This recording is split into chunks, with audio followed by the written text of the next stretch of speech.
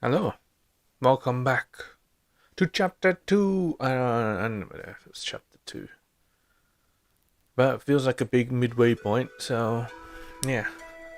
We're betrayed. Turns out the bourgeois were working with with Naba? Yeah. To overthrow me. Now we have Zama back. Hmm? Kori-Odan.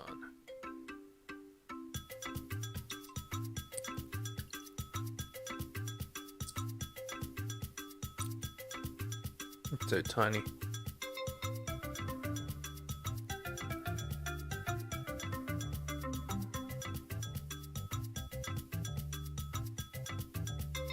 No, there's no point.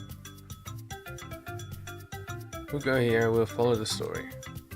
No point deviating.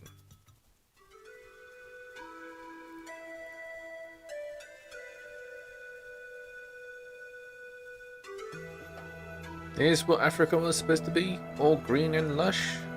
No deserts whatsoever?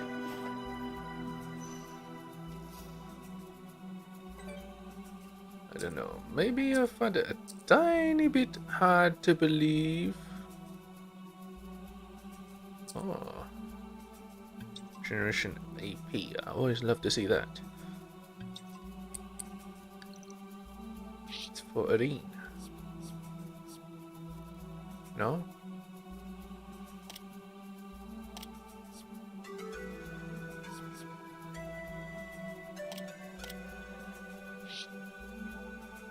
I thought that was like a bra or something.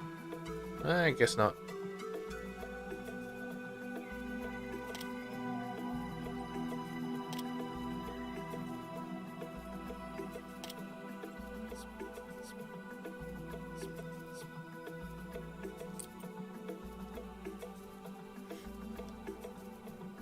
Ah, it gets a bit more AP region, so that works out, I guess. Where's this place? It's the shrine of the Kori-Odans. We should be able to get down with this. Aren't you coming? Wait, come and look at this. It's the global Aurion. What have you found? Griot said that the shrine of the Kori-Odan was made by the Zama's first Hekimas, right? Yes, why? All these murals seem to be telling us something that we've never noticed before.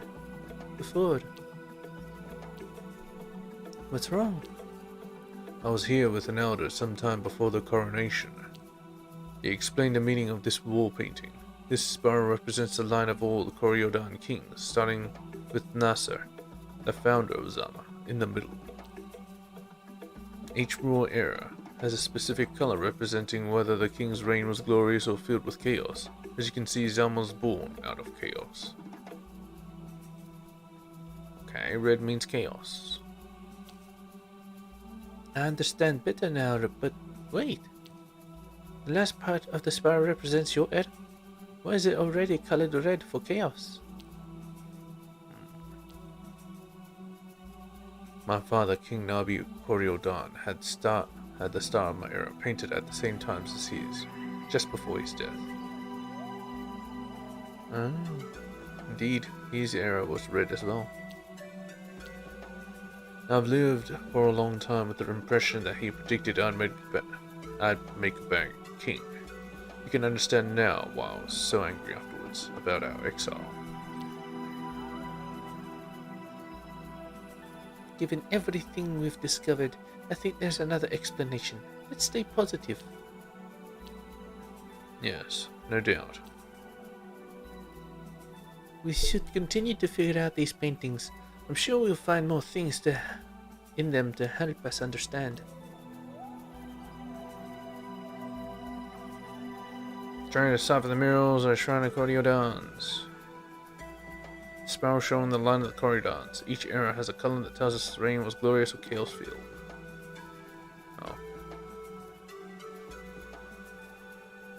Oh, I could have jumped there, but no, I have to teleport. Okay.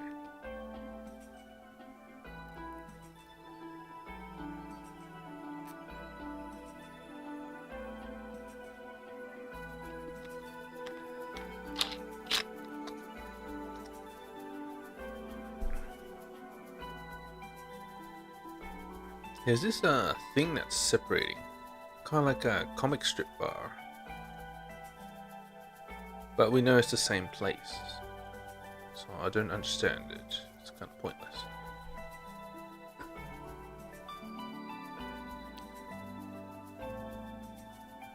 The old griot used to tell us that Zama was founded by those who had fled the Red Veil. This picture looks like the Kabushar continent and Kori-Odan, the Twilight of Blood, the genocide which bound the tribes in hatred. Is this the Red Veil? so the Zamians came from Kabushar? But nobody mentioned our tribe in relation to the Twilight of Blood. Why is that?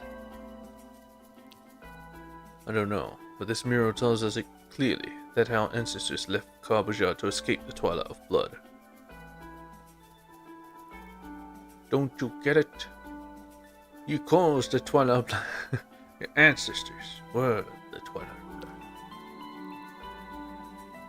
I don't understand this picture.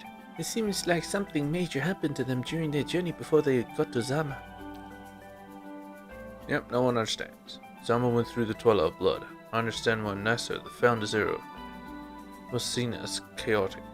But why are we mentioned nowhere at all in history? We'll surely find out more as we go on. I'll let the game tell me. No more speculations. Can't be bothered. Yeah, more comic strip shit.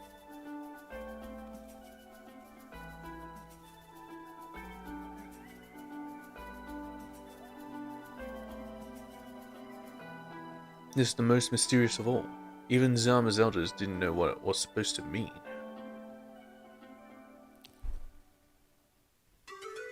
It seems to have a link with your spear, Urithi. From what we know, it belonged to Nasa, the founder. Did it? Let's hope my father can give us an answer. Let's keep going.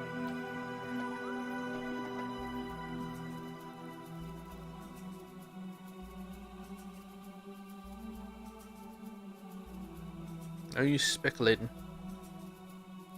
Isurak Kori-Odan. How was this? Zama's griot told me to bring back a ghost from the veil is risky. Am I ready? Alright, let's summon. Summon Nabi. A place where the Great Veil is almost able to touch our world. In the darkness and depths of the earth, the tree root nourishes the leaf that reaches to the heavens. Thus, what happens above is dependent on what happens below. I am Enzo Kori-Odan, King of Zama and son of the Ordained tribe. I have come here today to claim my right to the sacred Nondo. May my car come forth with Nabi Kori-Odan, flesh of my flesh.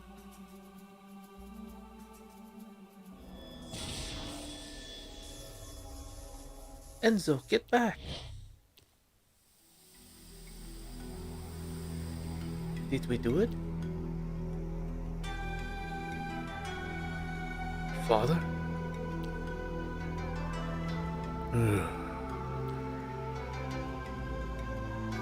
What am I doing here?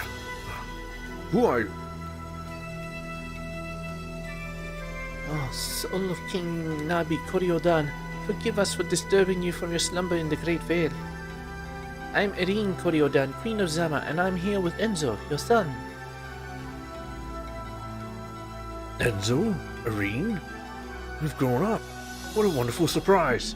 The last time I saw you, you were still children. Wait a minute. If I am here, that means you have invoked your right to the sacred Nondo, which means only one thing, that Zama is in crisis. Yes, Father. We're here because Zama has been attacked by Kabushar. Narba Evo betrayed us, and the Zama Hekimes have been deported to Kabawanga. We have to find out what happened with Bajar during your reign.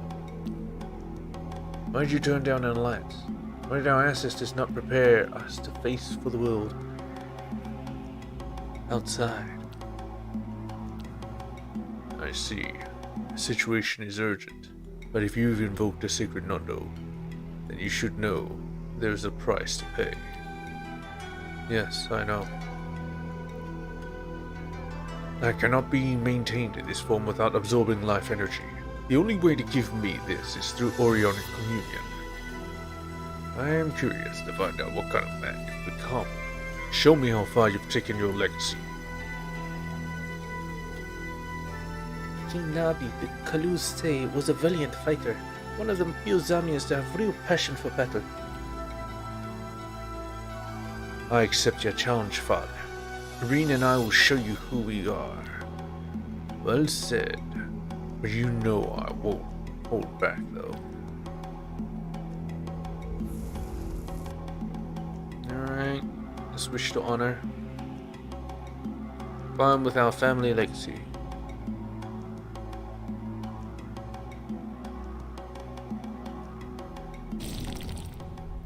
In order to maintain a Nondo, I'll have to go at it seriously. Your lives will be in real danger.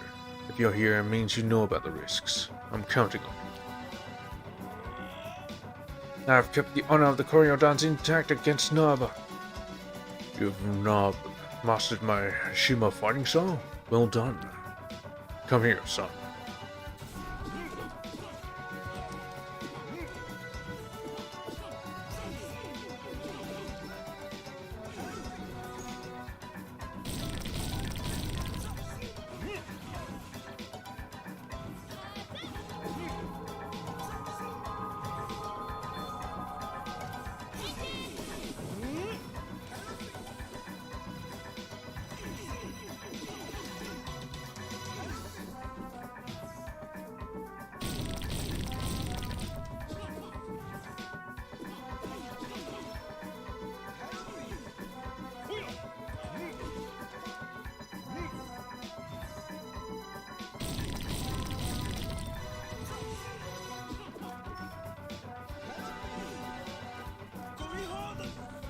Join penalty of legacy. Alright, honor.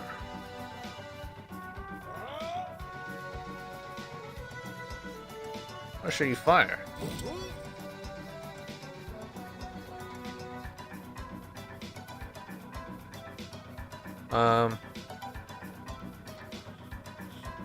Game seems to be stuck.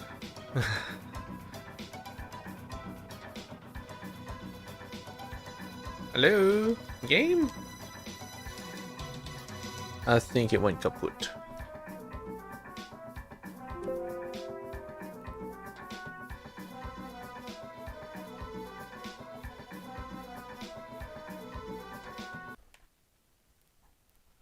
Nice. Just wonderful.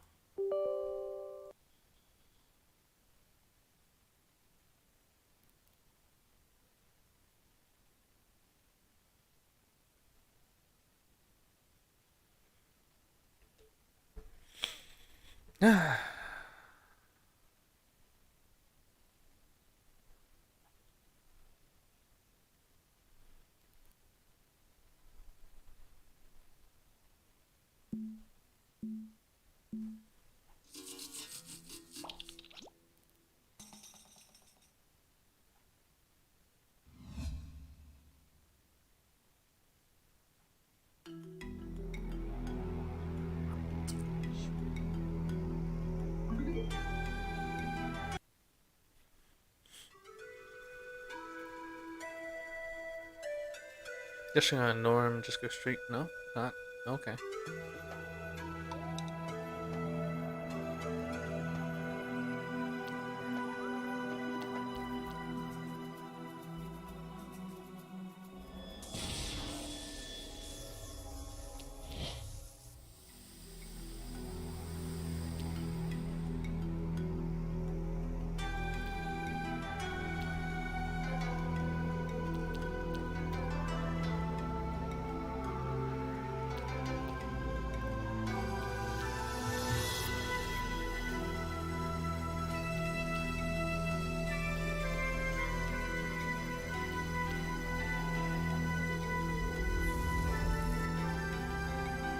This time I won't switch to any other pillars. I'm just gonna.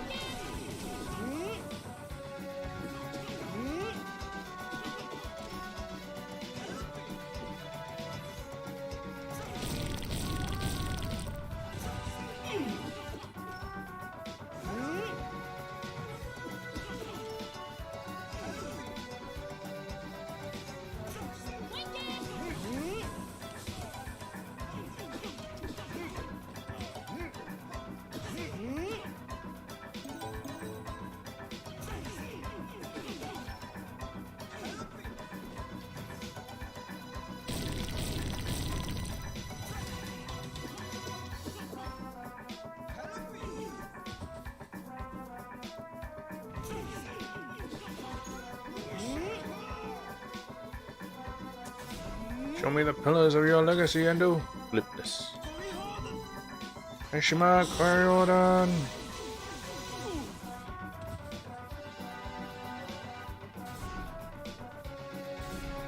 Strategy.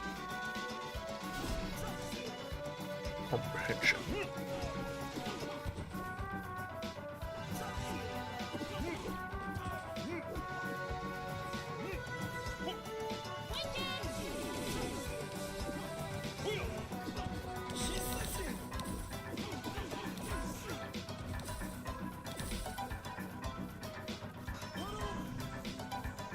Come off his impressive side. What's the point of that? He just gets knocked away and doesn't affect him at all.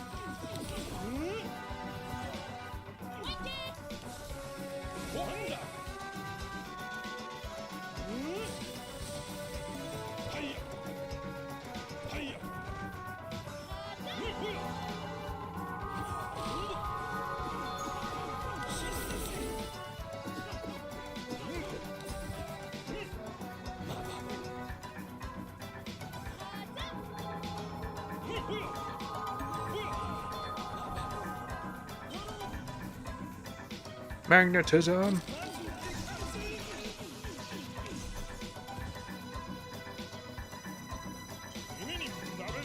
Definitely almost there.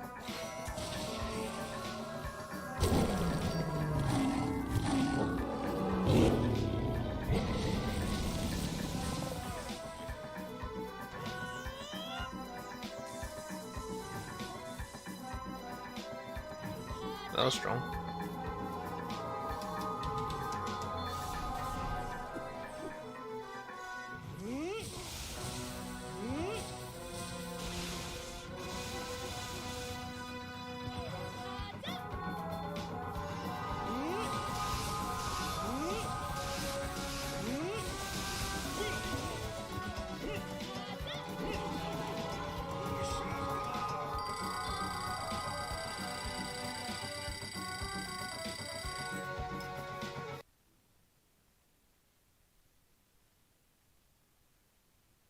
Ugh, I miss that.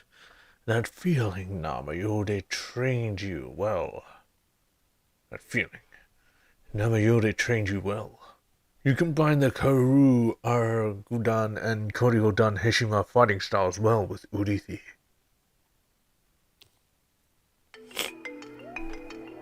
I'm very proud of your soul's pillars and the way that your queen does honor to Moyuni Ukuta.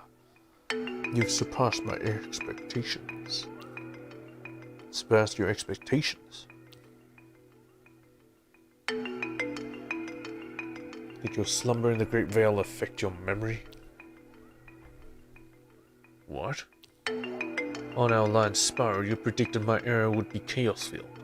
Given what happened at Zama, you weren't wrong, it seems. I failed, just like you expected.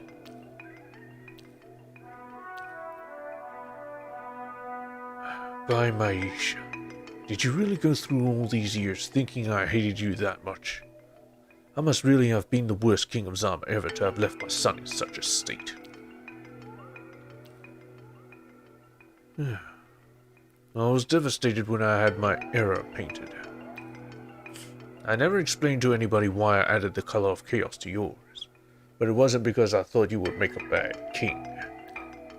The truth is that I'd made such serious mistakes that you'd have to bear the brunt of them when your era began. That's what the mural meant. Tisk, what have I done? We have to find out what happened, King Nabi. Father, although you might blame yourself, we have to know in order to guide our people. I see I've no choice. Very well, I'll tell you my story. The story of the king who brought about the downfall of Zama. Several years before you were born, Enzo, I was still only the Prince of Zama. All my life I've been brought up for my future role, but I dreamt of discovering the outside world. Your grandfather and the elders of the time were very strict about our foreign relations. We had to remain hidden from the outside world at all costs, but nobody ever explained why. I always rebelled against following traditions I didn't understand. I dreamt of going on my Aurionic pilgrimage. I wanted to know who I was, over and above my role of future king. A few weeks before my coronation, I fled the city and I made my way towards Kar-Bajar, the continent where the greatest Aurionics in the world were to be found. As the luck of the global Aurion would have it, I was there at the time of the Dawn of Forgiveness, the intertribal Aurionic communion. It was at that moment I made my biggest mistake. I fought in this tournament using Urithi. I paid no attention to it at the time, but I was the only one not to change Aurionites between fights.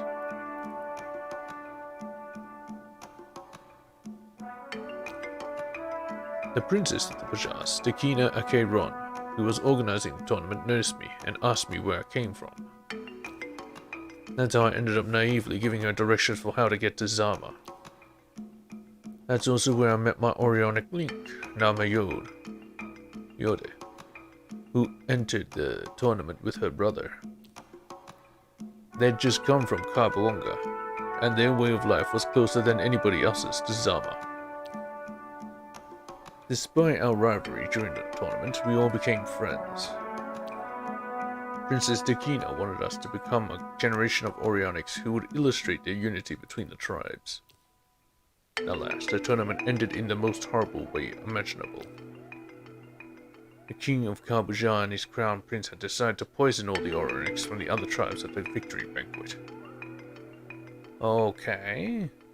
Nice, peace day.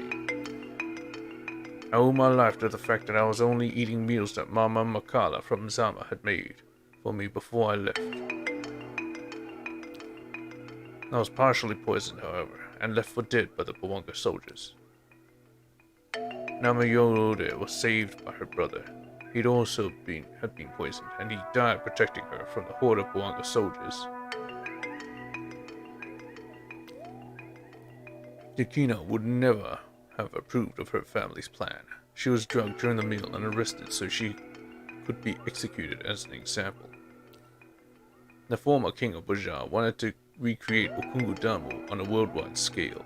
Sacrificing his idealistic daughter was a strong sign for the hardline Bujars. Oh, god damn.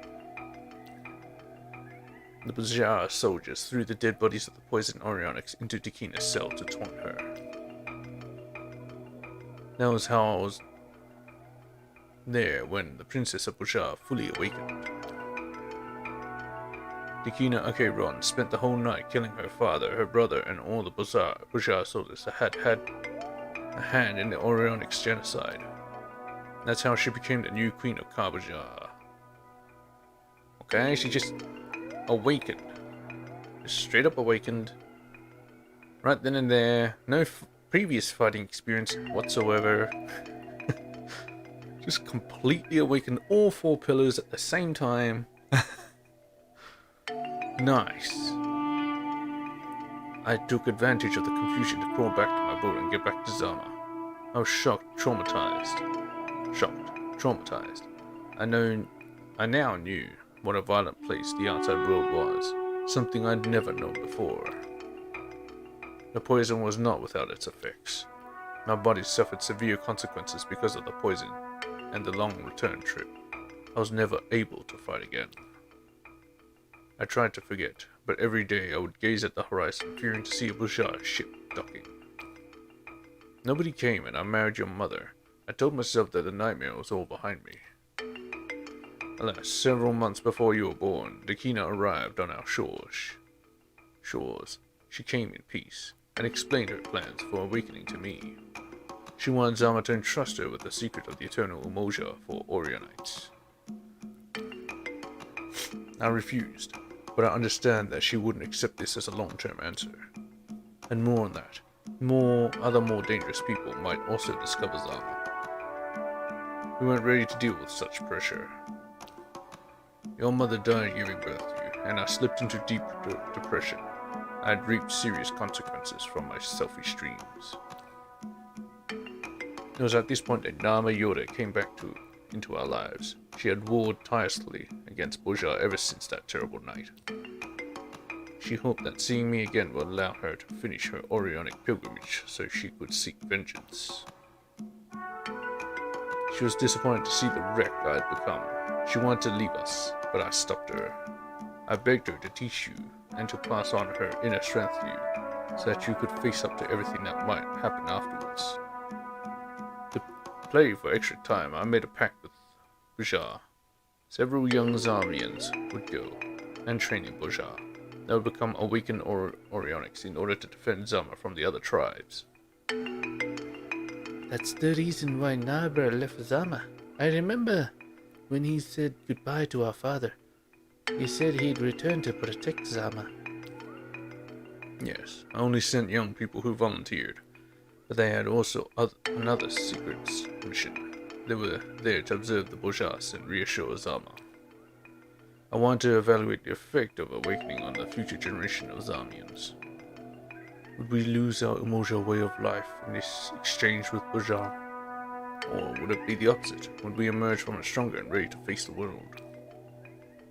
But I never got to see the results. My health was unfortunately affected by all this stress. I died suddenly, leaving you no explanation. I like how he's explaining his own death.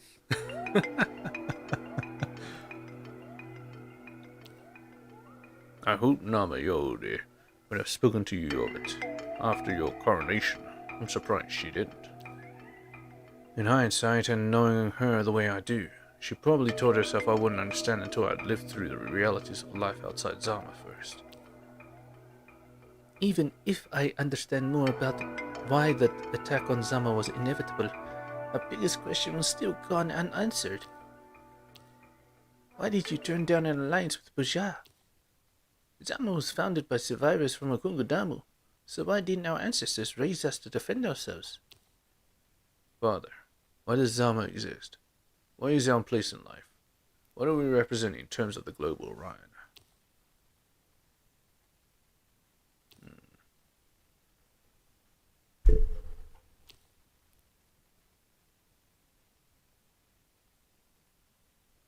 just the same as Dekina? What?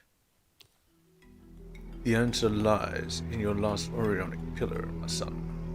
Let me guide you towards what binds all kings of Zama together.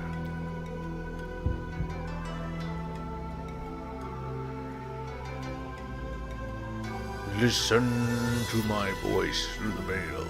You, the king, who must tread the path towards the awakening of kings. Your path began with the fire of anger. Only those who are unhappy can change the world. But as you now know, the world is often stronger than your rage and your passion. So you learned to adapt like water from the river. These two awakenings made you a survivor. You fought to shape the world in your image, but then you learned that others were doing just the same. Your soul has come to realize that few judgments are absolute. This perspective of relativity. Allow it to soar lighter than air, and to understand the reality of the global horizon. All of this makes you a tree. With beautiful, strong branches, you are able to bear fruit and draw strength from the sunlight. But no tree stands tall because of the size of its branches. No, my son, you must draw your strength from your roots. Dig deep into the land of your ancestors, and you will find the solid roots of harmony. Harmony? Yes, harmony. Throughout our history, our ancestors left us many signs to remind us that this is our greatest treasure. Centuries ago, when Okungudamo came to pass, Nasa Kori-Odan gathered people from all the tribes who wanted to live together despite their differences. Nasa traveled with them to a land where they built the city of those who'd never put walls between their hearts. Umoja is the name we give our craft. This word also means union. If you want to understand the essence of Zama's harmony, then meditate about our Umoja. Have you ever noticed our paintings and our sculptures are irregular when you look at them close up? I don't know. What would you count as regular? And yet, when you look at the overall picture, you see great cohesion. That's the key to Zama's harmony. I suppose, yes. Cohesion in the difference we have built upon for centuries and which must be protected. Earth, land, is what binds all the elements together. Harmony is the foundation on which you must stand to express your anger, your adaptation, and your perception of relativity from now on.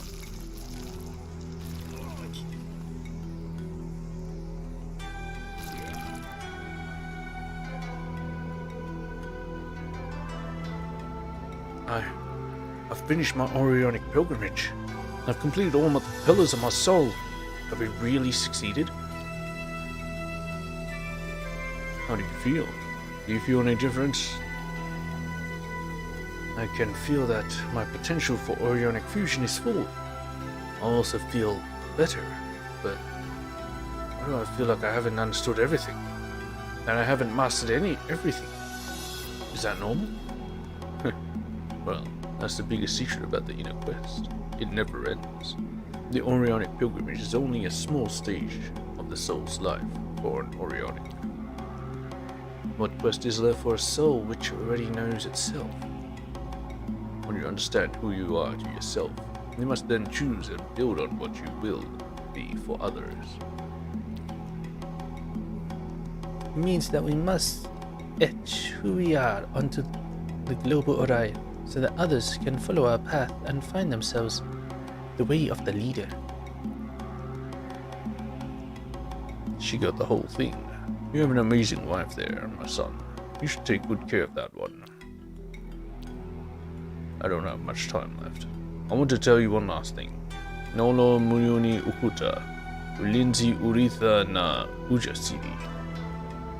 Those are the names of our equipment? Yes, I'm just reminding you to look out for the signs of the Omoja. They're always closer than you think. Since the very beginning, you have borne the burden of the ancestral duties of the King and Queen of Zama. Nolo Muni Ukuta, Ulinzi Urithia Ujisiri means loved and supported by the wall of the heart. Protect your legacy with courage. Now understand.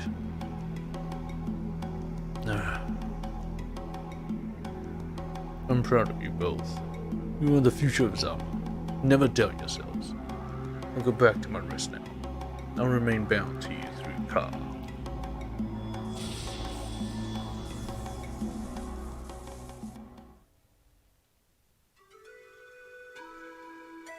Zama represents the harmony that has been built up for centuries. The hope of the nation of those without wars between their hearts.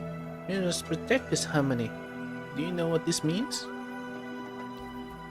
We've got to free those Hecamas. Yes, we're going to Kabawanga to set our Hecamas free.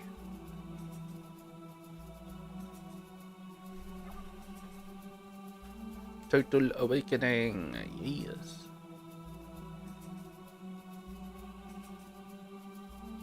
That was a long sequence, so I'm gonna save here.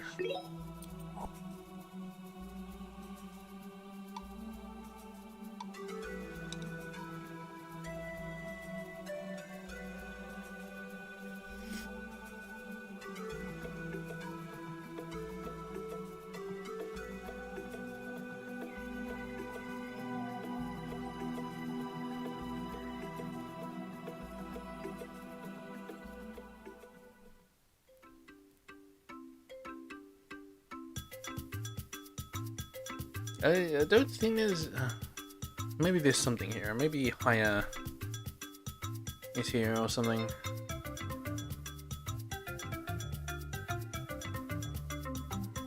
Yeah, this guy's back.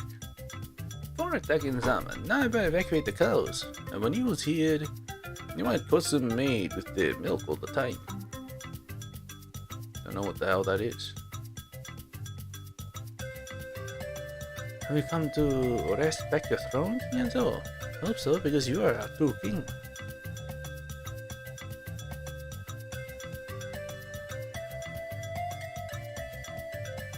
I was waiting for the fact they say, I actually enjoyed being under Naba's rule. You have returned. It was a pleasure to see you again. I've returned for quite a few months now, lady. Our friends' plans are gone. Why will you be able to save them, King Enzo? I'm worried about my brother, Hikima Hill. Are you sure you're ready? The shrine of the Kori-Odans was built on a site where the Great Veil almost touches our world. I'm so happy to see you again. Zama has gone through some difficult times, and to see you come back is a real comfort.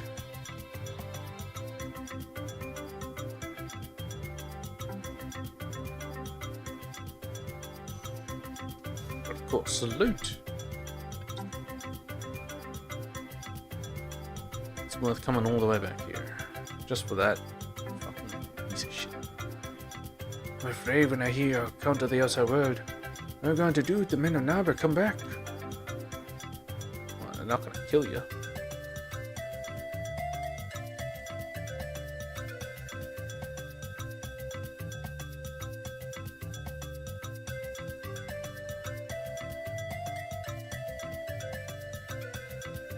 Why has Naba, son of Zama, turned against us?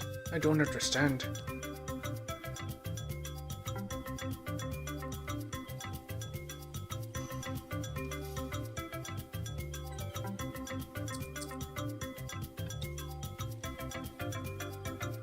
King and Queen of Zama, I have prayed constantly to the ancestors that you would come back to us. Okay. You gonna give me anything for my long journey to save the other Hecamas, you bastards? King and Queen Enzo, the goddess Maisha's answered our plea, and you're unharmed. We were led to believe that you were dead. I find that blue-haired guy sus.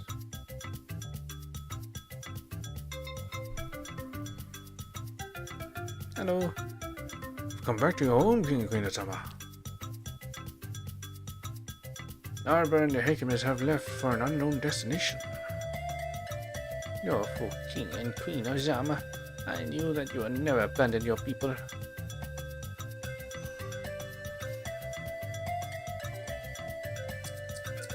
Oh, nice. Very nice. Never has persuaded your people, but now that you have returned, I'm sure you'll end the suffering. What? I don't get these people sometimes.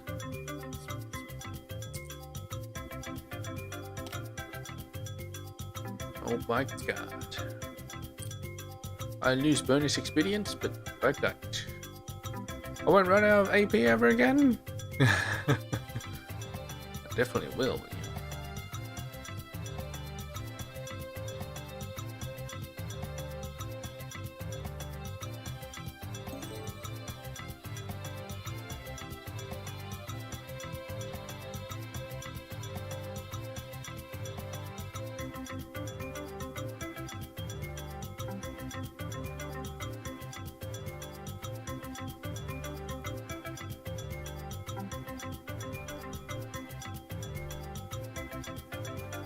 Hello. Narba built this bit, jetty. Oh, we never had a port before? My god, I guess he was actually a better king. Please bring back our Hekima brethren. They need majesty.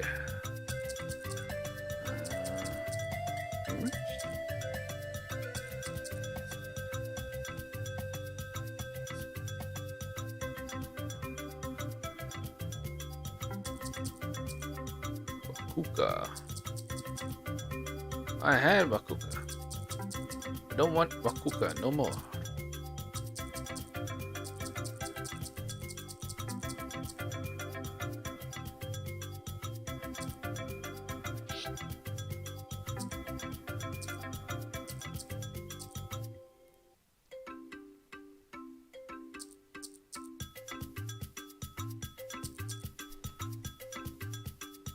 I hope you're gonna bring back my brother. He's one of the Hekimas Narba captured. Been able to match for Narba, but we promised to get stronger. How are you still alive? Didn't he kill you all?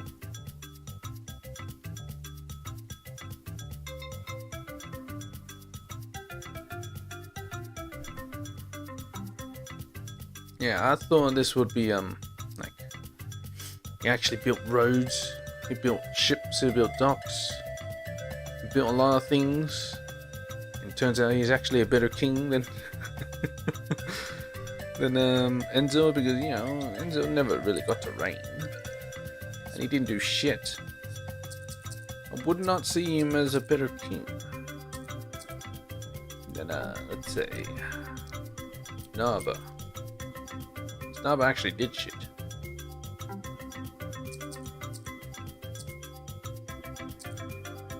Oh, Wonga? Don't go back to Wonga.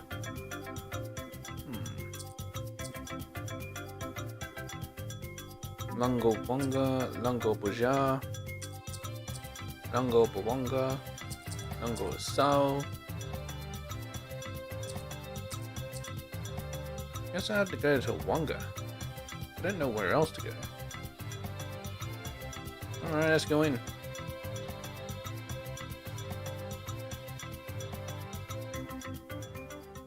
Where am I, heck, my brethren?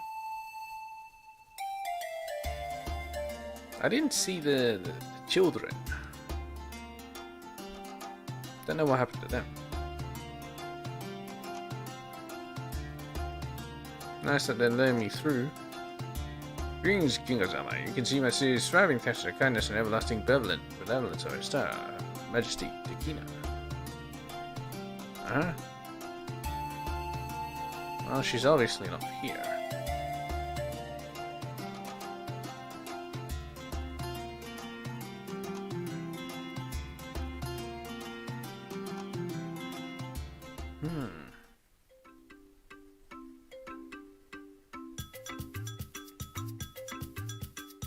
Raft.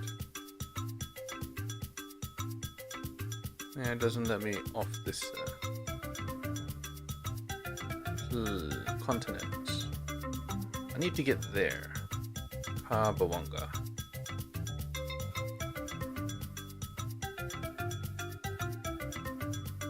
Port Garo.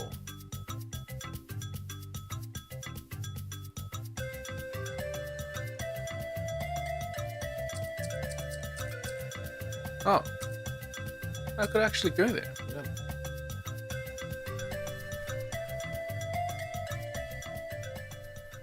Garoa Port.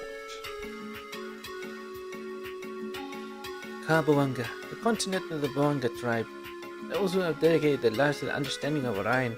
Is this land that Eniki has trained as a griot? It's not a complete desert, but it's a dam. But it's damn hot. I think the Hecamus are doing well. Let's find out where the Naba took them. Hey, where'd Naba take my Hecamus? Information on the Bajaj and the Hecamus dressed in blue? I can answer. You shouldn't ask such questions you don't want any trouble. I can't answer your questions. I don't want any trouble. Fair enough.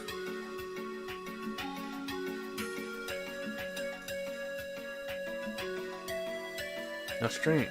No one wants to give us any information. We might have to find out by ourselves. That might not be necessary. It's Naba.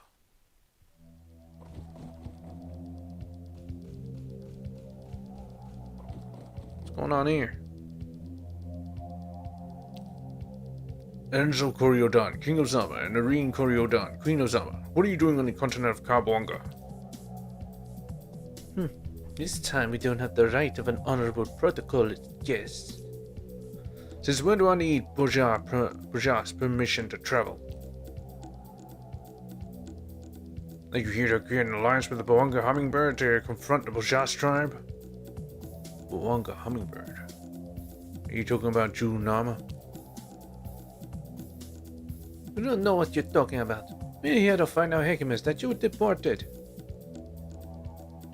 To be clear, if you intend to stop us, you are going to risk your lives.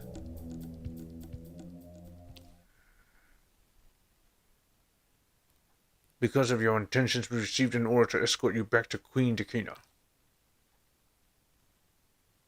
Queen Dakina is here? It looks like it has something to do with the Nama Yode. What's going on here? Guess we'll know more by talking to the Queen in person. We have to go with them. Or do we? Very well, bring us to your Queen.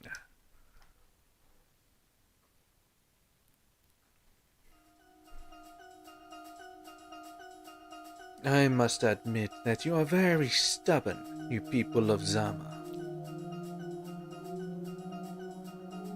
I can count on one hand the people who have kept their lives in my sympathy after disobeying me. Most of them are people of Zama. Tremaine, have you finally decided to support your mother against all odds?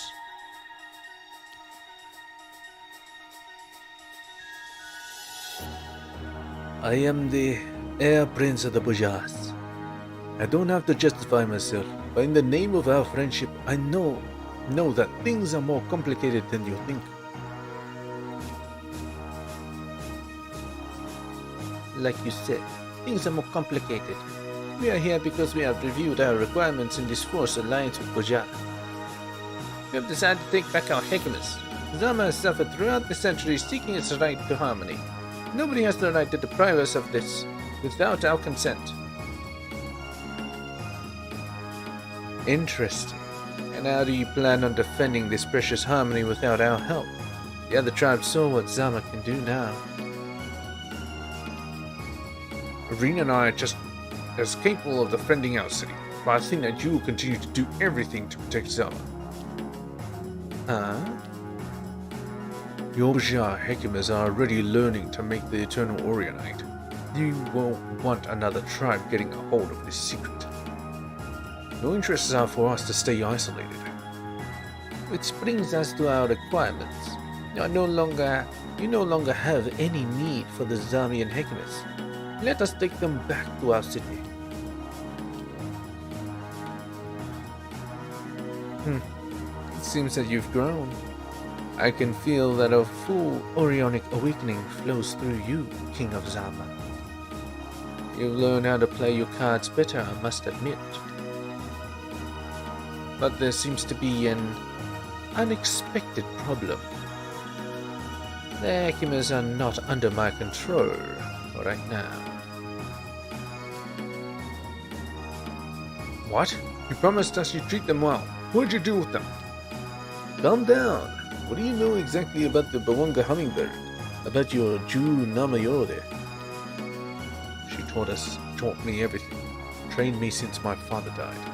She's the one that saved Aurion and I when you attacked us. We also know about the night your mother became the Queen of Buja. We know that you, Nama, wants revenge on Buja. What's the link between Naba and the Hecamas? If you're asking, it's because you don't know everything about your Jew. Namayor is the queen of the Bawanga tribe and Dramain's aunt in direct line of descent. What? Namayor's brother? Yode's brother? The one who died to protect her is Dramain's father? I told you, it was complicated.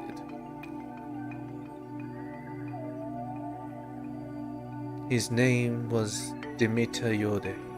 He was the Bawangas' youthful king. We met well before the dawn of forgiveness. He is the only man I ever loved, but he died because of me. We lived through a time I hope you will never experience. My father, Kudon Akeiron, former king of Buja, and my brother, Crown Prince Mobu, were convinced of our tribal superiority.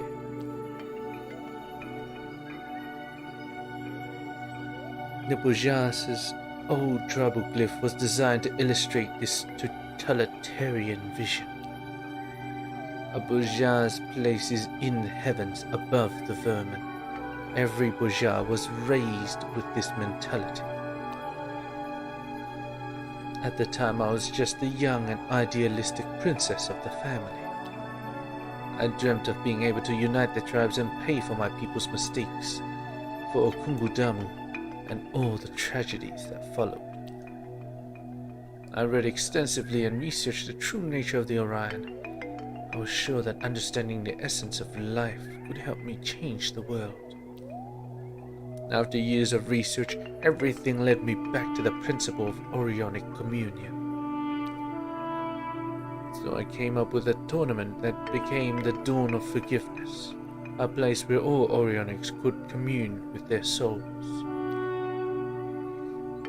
I introduced my father and my brother Mobu to the idea, then laughed at my naivety, of course. According to them, no Aurionic from another tribe would ever come to Buja, given the perpetual tensions of war. However, I did make them promise that if the other tribes were willing to make a peace gesture, then Buja would organize the tournament. My heart filled with hope, I set out on a journey to meet with the greatest Aurionics from each tribe. After traveling for months, through untold dangers, I met only with disappointment. Not one Aurionic from Wanga, Isao, or Wasao wanted to put their faith in my plan. Without hope, I then went to Bawanga. You see, the Bawangas have no big cities. They are nomadic and peace-loving people who have dedicated their life to meditating on the true nature of the Aurion. On arriving, I was surprised to hear news of a Bawanga king, a young Aurionic who had awakened all his pillars, and who had united all the nomads under a single banner several months ago. When I met him, I had an instantaneous Article. I'm sure he had one too.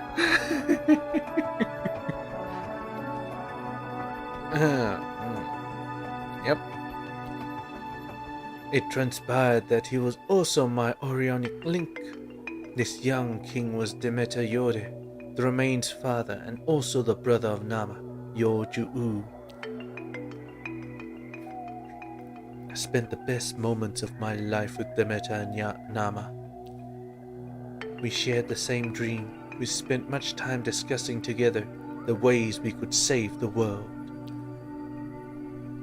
What in the beginning was nothing but friendship and admiration between Demeter and I became love. Nama also played her part as the matchmaker. When I think about it, we were so happy. Demeter and Nama traveled with me as guarantors so that other young Orionics would agree to come to Bujar's tournament. It took a long time, but we were successful. Several Orionics joined our caravan. We dreamt of being the great generation without walls. We returned home for the Bujar tournament. You surely know the rest. The treachery of my father and brother, and the cowardly assassination of the Orionics through poison. I myself was drugged and imprisoned. All night long, the bodies of my friends were thrown in front of me. Those who had trusted in me. I went mad when I saw Demeter's body in that hole.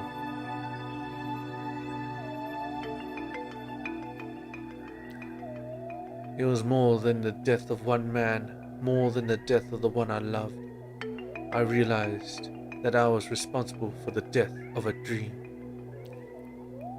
The death of a very bright part of the global Aurion. I couldn't accept it. But you must have already seen that the human soul often fulfills its full potential when facing absolute suffering. The deepest darkness is often the best place to kindle one's greatest light, as when I was able to awaken completely. When I came to power at Bujar, I did everything I could to show that things wouldn't stay the same.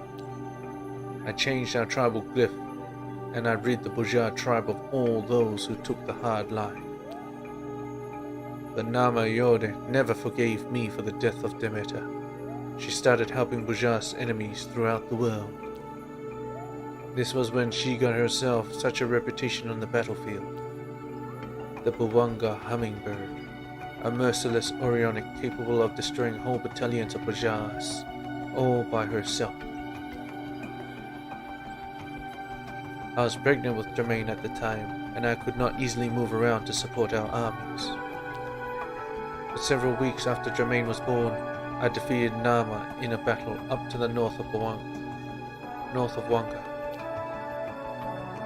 I left her alive, and I offered her the chance to join me and make our old dream a reality. Jermaine was all she had left of her brother Demeter. She'd be able to live with him. She stayed with us for several days, long enough to recover from her wounds, and then she disappeared once more. We lost all trace of her until I learnt that she was at Zama, far from the world and its conflicts.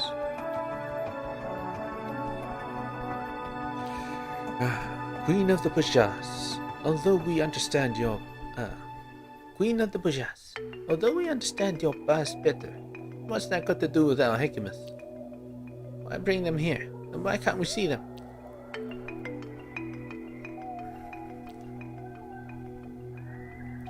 Mother, they deserve an explanation.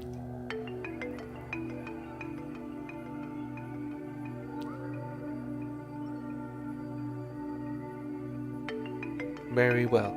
Zama wasn't only a strategic asset just in terms of the secret of eternal Orionite. There's something greater still, that only the Zama Hekimas can awaken, here on the continent of Karbawanga, there in the eastern ruins known as Kajuto Rojo.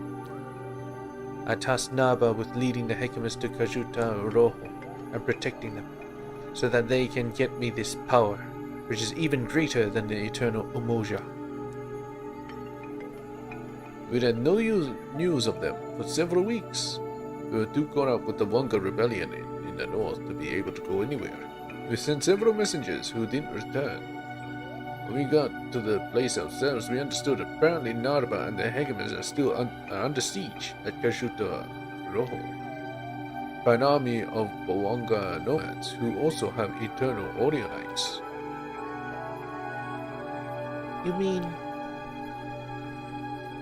Nama Yode, the Bwanga hummingbird, has left her exile She has been secretly raising an army of Orionics all these years. She learned of the eternal Umoja during her stay in Zama. She also covets what we are looking for in Kajuta Rojo. What is it then? The thing that you think is worth putting my people's lives at stake again for? You don't need to know. Your intentions are not yet that clear to us. All that matters right now is that you have to wait until we rescue Naba and his party from the siege if you want to see the Hekimas again.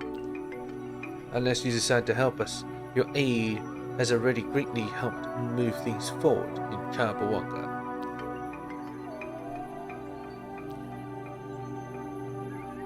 No, I think we will skip our turn this time. Zama is a collateral victim of your awakening plan. We'll save them ourselves.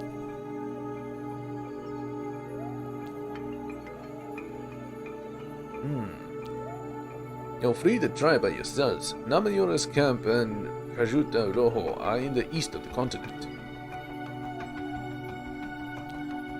Mother?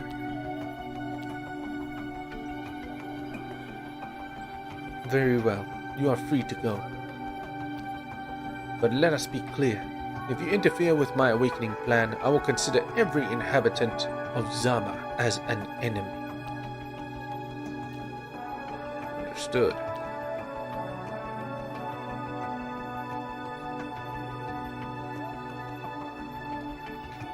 You had no intention of letting them go, did you? Indeed. Also, I think you made a mistake when you acted just now. You're only thinking of your feelings for them. You should have thought about their long-term interests by holding them back. Why did you support my decision then? Because you still need to fail so that you can understand. You are the future king of the Bojas, and perhaps even Bawanga. You'll have to live with the choices you make today your whole life. Being a good parent is also about letting your children make their own mistakes and letting them take responsibility for them. You'll understand one day, I hope.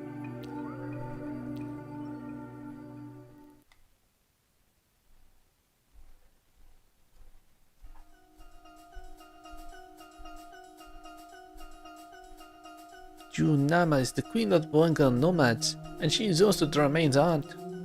After all these years, she still wants her vengeance. Do you think she will let us reach the Hekimas easily? You never know with her. We should just hurry. The Hekimas are in danger with Naba. Are they? He's supposed to be protecting them. I'm a royal champion. Let me get in. What's this? Probably close thing. Share at the same time, excited of war, I guess. The rebels have control of the area, but we have to go through up here is a clear advantage. Any fuel provisions here before the assault against the Bawanga Hummingbird. Gas supplies via Kalu relay between Baja and here. Do not despair for the new bridge battle. Shouldn't get involved, Kori-Odan.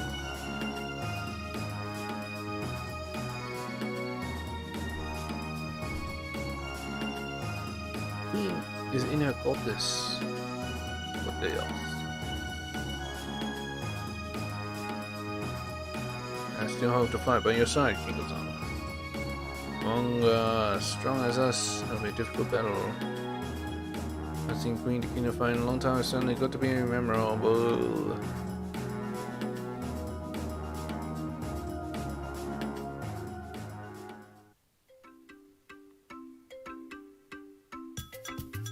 Kajuta Rojo. It looks like the fortress is surrounded by an Orionic barrier. What could it mean? Nothing good. If you ask me, let's just hurry so we can get back to Namayod. Yode.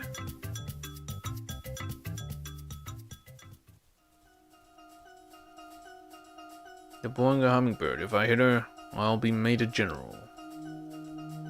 Thought that the Bawanga people were peaceful.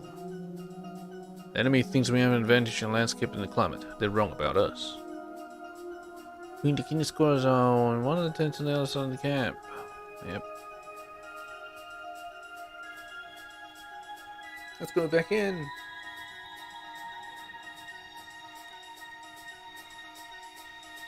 I hope we can find a way out for everyone. It's painful enough for me to see my two tribes fighting each other. Life is really ironic. 2 years ago, I've been so happy to come back here.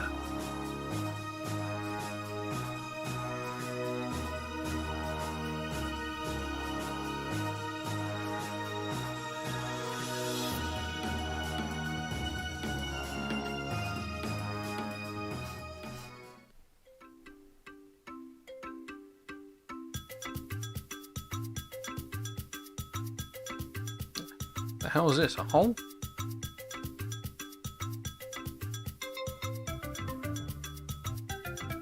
What's this? Kuzaliwa?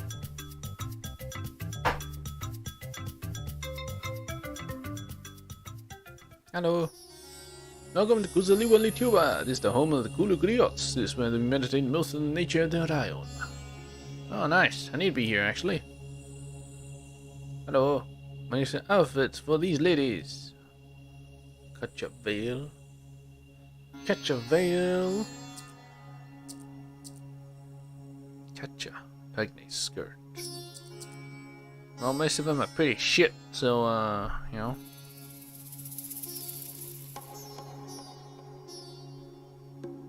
Yeah, let's get one of these, one of these.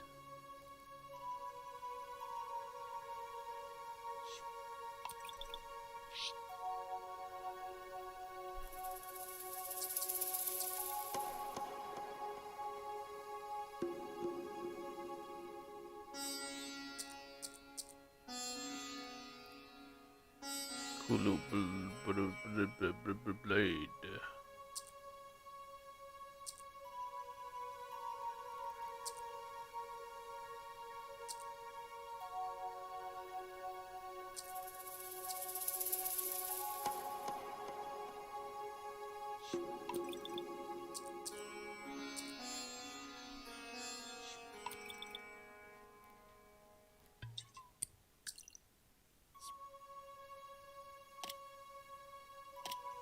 I do like regeneration of AP.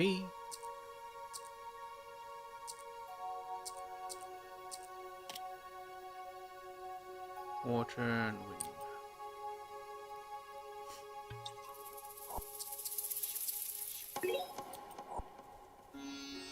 Hello. We worked hard to stay out of the world's conflicts. It's a shame that Nama doesn't understand this.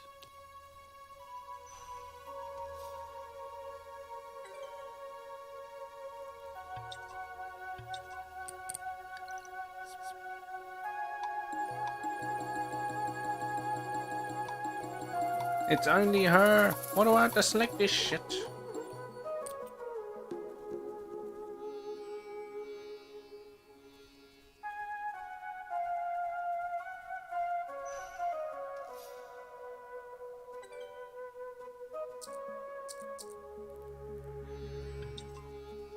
Ah, a bunch of useless shite.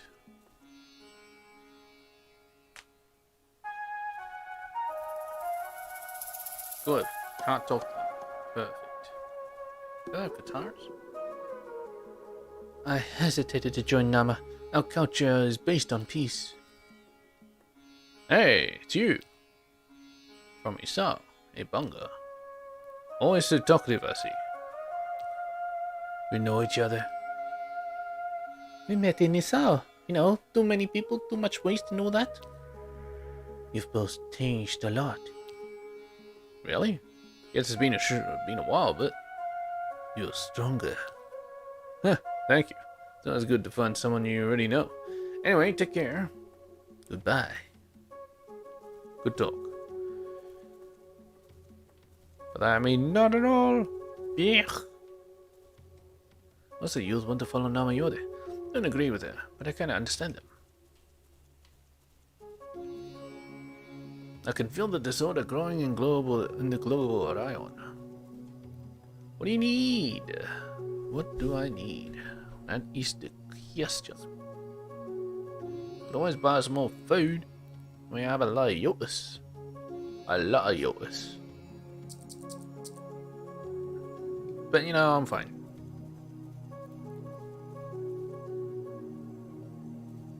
Efuru Kiru.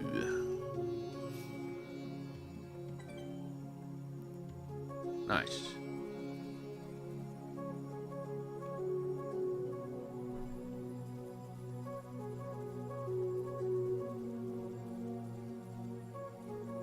The old turtle of Pawanga Ma Kulu is beyond this stairway, but she must be worthy to go. Must be worthy. I'm not worthy, apparently. It's blocked in the front, but I don't see any Aurionic pact or any Umoja mechanism. The barrier hasn't dissipated because of the war between Buja and the Queen Nama. Ma Kulu, the chief griot, has withdrawn and only receives those who are worthy. Other way, we must first go to Nama Yoda's camp east of here.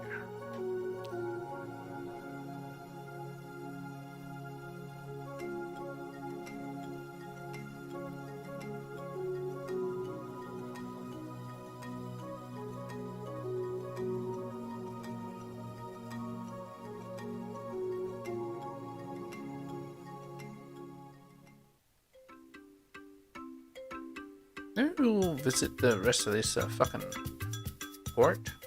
Never really got to visit it. Fastest way to get to the continent. Your face looks particular. I'm an expert in tribal anthropology, but it's difficult to identify where you're from. Now, mostly very peaceful people here, but some of us have been deviating for the past couple months. So good to meditate in the desert. You know what's better than meditating in the desert? I'm meditating in an air-conditioned room. Dang. Did I talk to you? You want to leave the country? Some dangerous events have come. You're telling me got accosted at this bridge. Alright. Nothing to do but to go over here, past the camp. But can't even reach there. Let's do a little fight. I need to discover some stuff. Hopefully there's some platforms that I can escape danger from. Oh my god, not you!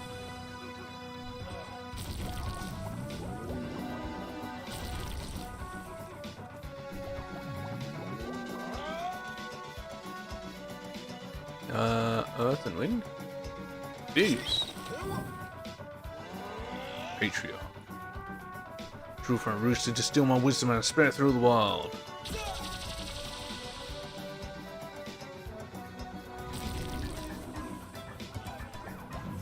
Little bitch. You're lucky I'm experimenting. Then some fire. How about that? Empathy. I put myself out there, alright, I feel every other soul is myself.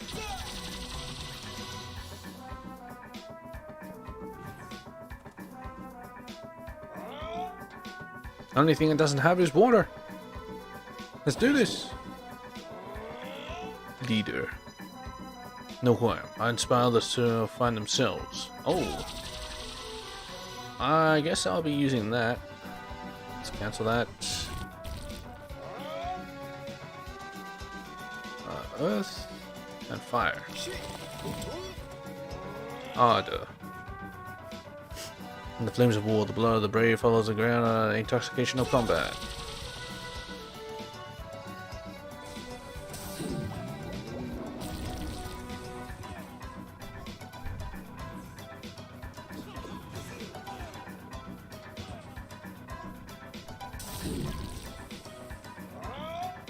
That's earth and fire. Let's add a bit of water to the mix. Use. Mastery. Mastering control my thoughts, my feelings, and my actions.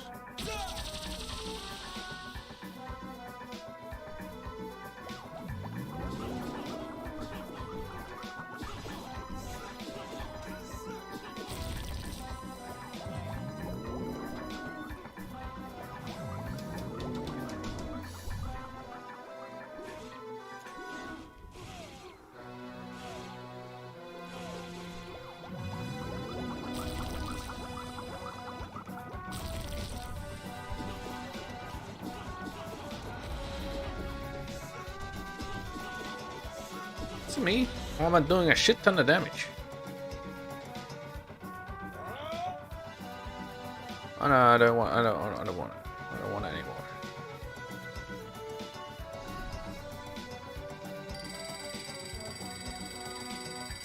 What the fuck? Did 2,000 damage? How the fuck did I do that? Anyway, let's see how much Orions I have unlocked. Almost all of them. Just need 3 more. They all should be Earth-based. That's the thing. Always have that out. This is Mastery. This is Empathy.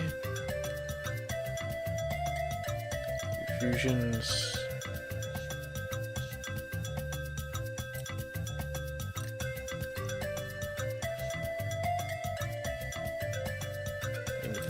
Fire. What else could be here? I do like this leader. Probably put this over here. My god, that'll use up so much AP. So funny.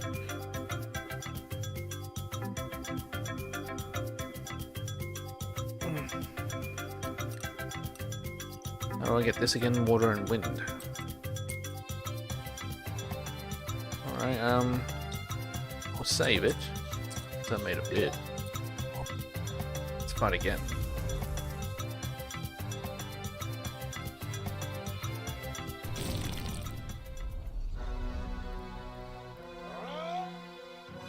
Let's first combine water and wind. To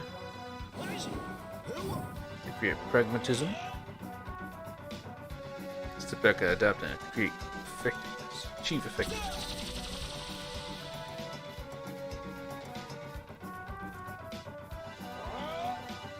Okay, now let's add some earth to that. Shit.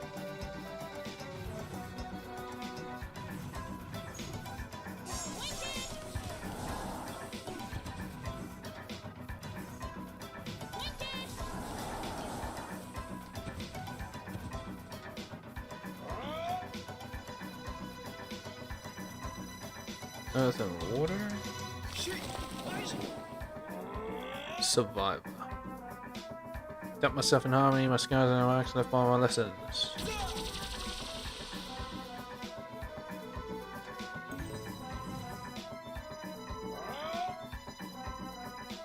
Earth and water, combine it with wind. Now it becomes charisma. Combine with fire, my mastery. Combine it with more earth. Or more water. More earth. Shit.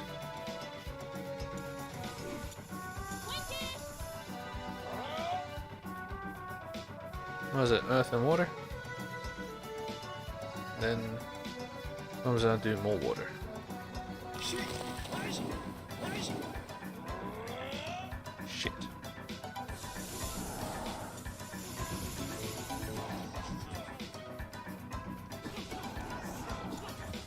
You're annoying me. You are literally annoying me. Let's do the leader.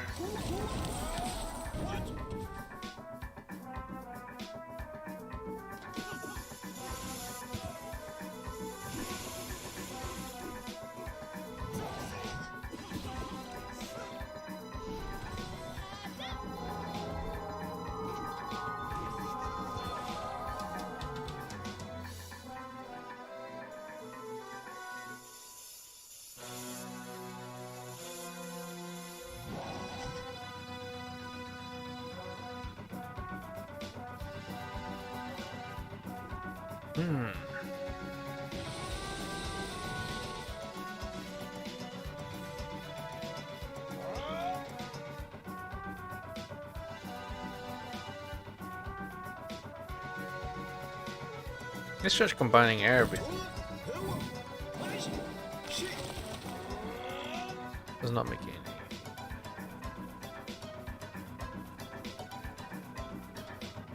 Stamina regen.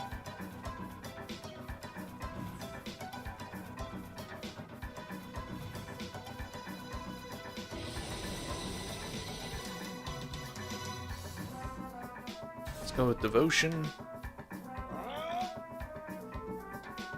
Mix it with full awareness. Light and darkness are faces of the same reality.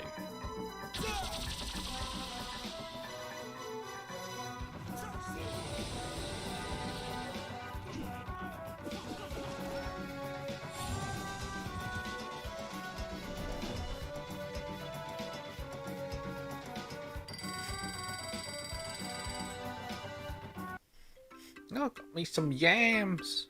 Let's see. Aurions. Oh, shit. We're just missing one.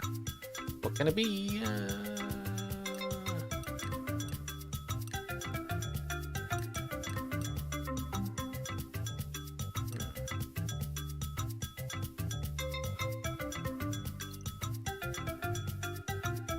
Is it ambition? Ice, water.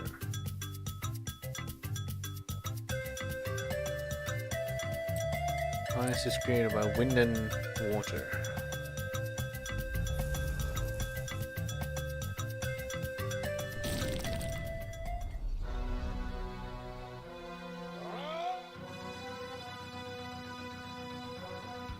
Wind and water.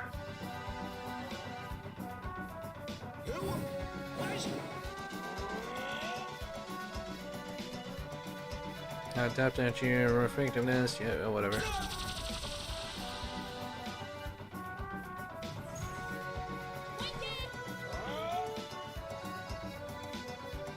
And earth? Is it earth? Was it water? No?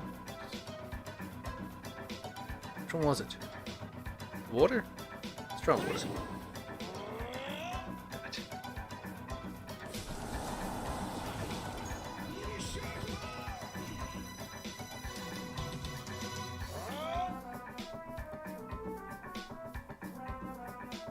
Damn it.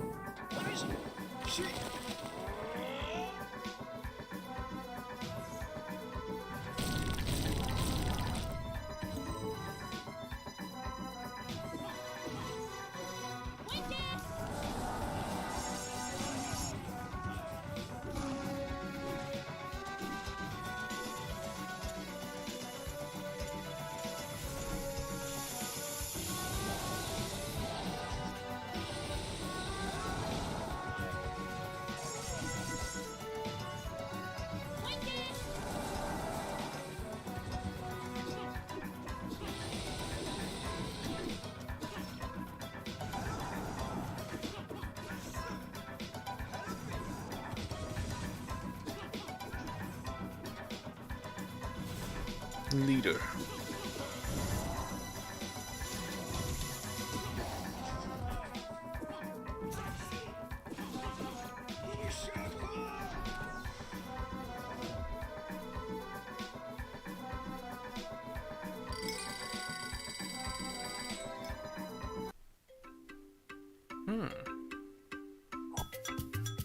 Well, the thing is, I can actually check.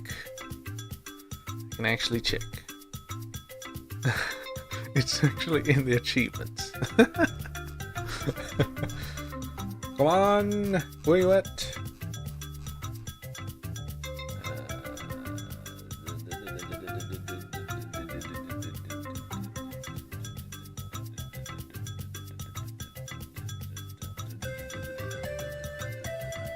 Where is it?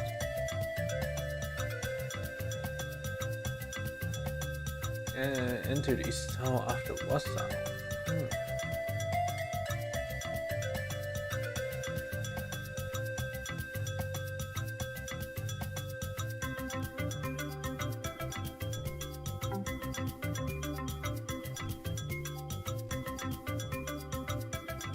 Air, earth, water. Air, earth, water.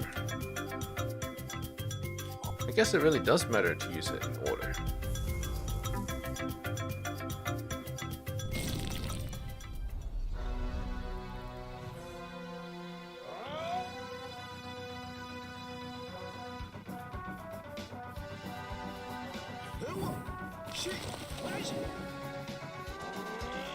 Detachment! Hooray!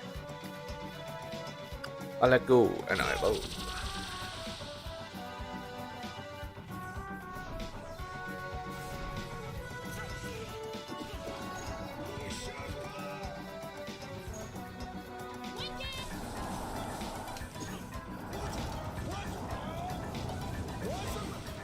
Holy shit!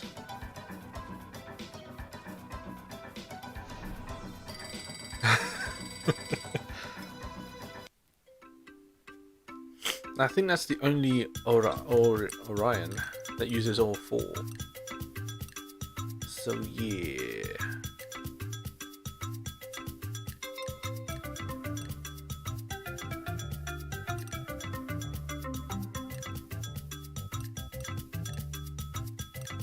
Everything goes up slightly. So that's pretty good. All I'm missing is lightning and ice, so I could set this as one of my things. I can go there, and this is the rest of them with light and dark. So I can go there. And I have one for my hunter. It's good. So I have all my bases covered. All my elemental affinities covered. Alright, I'm set. Now I just gotta find somewhere to train and to level up. Probably not here, although I don't think there's anywhere else. Anyway, let's go to Isao. Isao.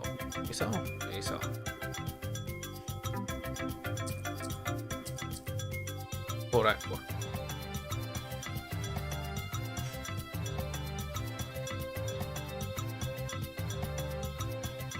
The city seems to have recovered from the war with the escaped prisoners from Buwake. Let's hope that Queen Yami's nasty stat has also undergone an improvement. Turn to Isao. Yep. Not because I saw that Chivo. No, my little peace and security returning to the city. I'm a former corrupt elder. Queen Nyame allowed my life to be saved, but I lost everything. Okay. Lost many relatives during the attack of the giants. My life is really complicated. That person's still sitting there eating. Nothing changed for her. I bet that was the same when the Walker dudes attacked. The royal guard lost a lot of brave guys. We're recruiting if you're interested. I lost my big dog during the war. I had to eat him to survive. Oh, he is a pig dog. The war ravaged our city, but our monument could not be broken, just like our spirits. I mean, could not be broken. Look, it's already broken. It's missing arms, lady. Take a good look. Now those monsters from Walker got access to the city. Walked in like anyone else. We sculpted this monument to make the area a bit more attractive. I don't think it made it more attractive, but whatever. The important things take place here. You can't enter. Guards and defenders graciously during the Baraka attack.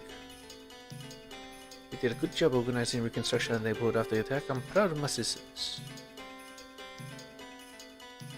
I think all the people suffered in Buwake. That's it. I'm tired. I've been working hard all week. Gonna get some rest.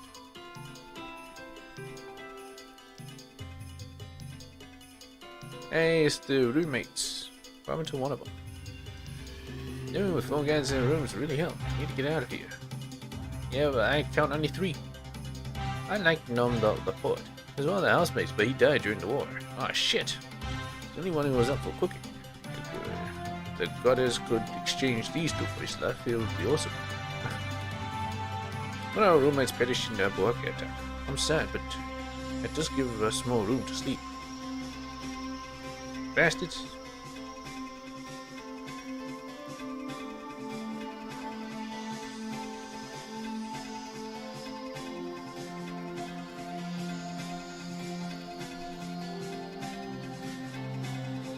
Well, let's visit Queen Yambe. Maybe she gave birth to a baby. Hello. Welcome to the largest marketplace in the Tamabam slums in the still say the same shit. They got anything to eat, whole situation worse than ever feared. Okay, your atrocity is doing retribution for chasing away come get the profit. Oh, of course. Of course. Oh hell Kumga, huh? Bastard.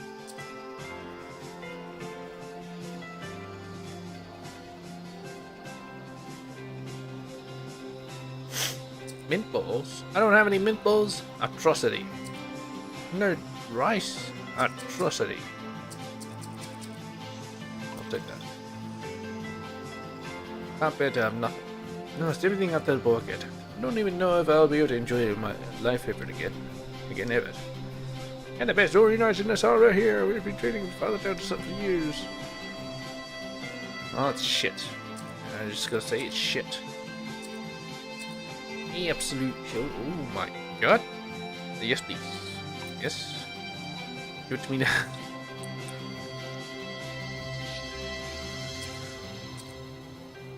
Which one was it? Ah, yes, it's this. I lose out on agility, but, yeah. 4%. Holy shit.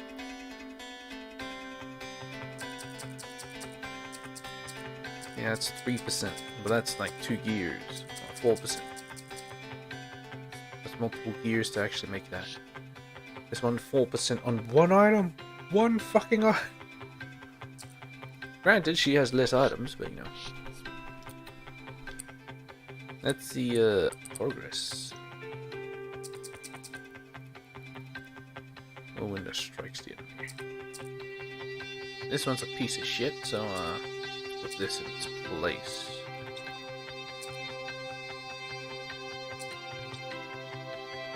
I do like Shaka's breath. Yeah. The punch. Aerial shield, supercharged air attack, supercharged ground attack. Don't really use these. Stamina charge is pretty good.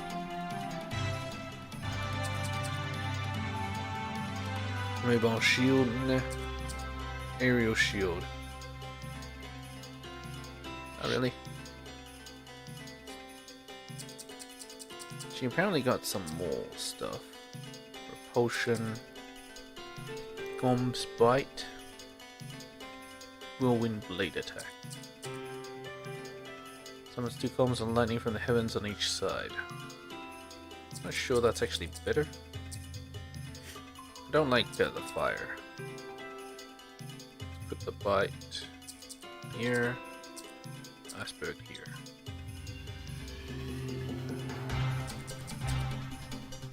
She's going full ice, baby. Yeah, her ice is 35%. She's strongest with ice. I'm strong with water.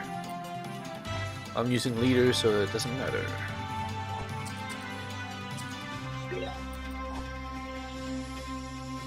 I'm thinking back on the work in the mines just to get by. Something to eat at least.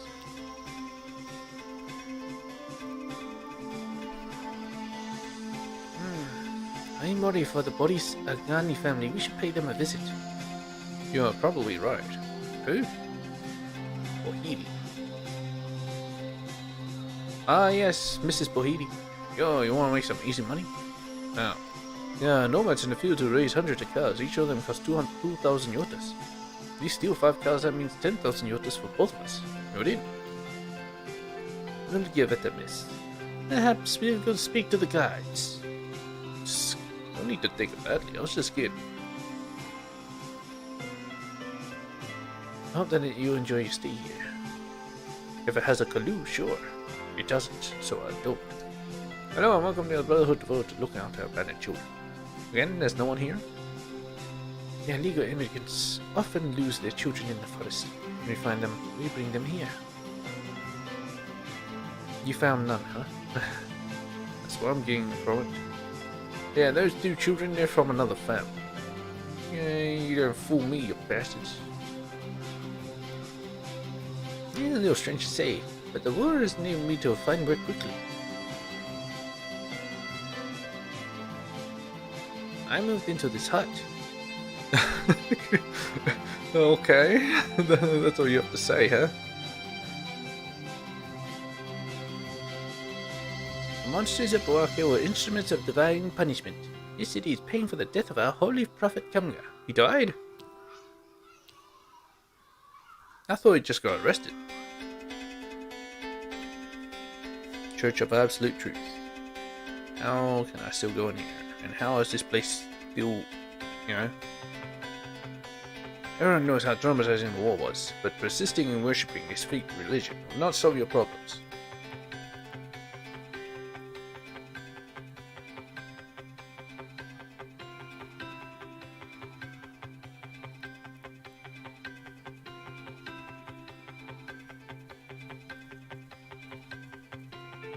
After the attack of the Boake people offered asylum to other inhabitants who lost their homes. What's up? Do you want some Goliath frogs? Just kidding. I get all out of here, all got to continue to protect my family. Open our doors to all those who lost their homes during the attack. Don't tell me anything these builders, I'm gonna study that profession. Don't anything I don't know. Up there. Why do you move his house? I mean, his house is still here. But he just chose to live with that family. That the tons beneath the city, we will all be dead.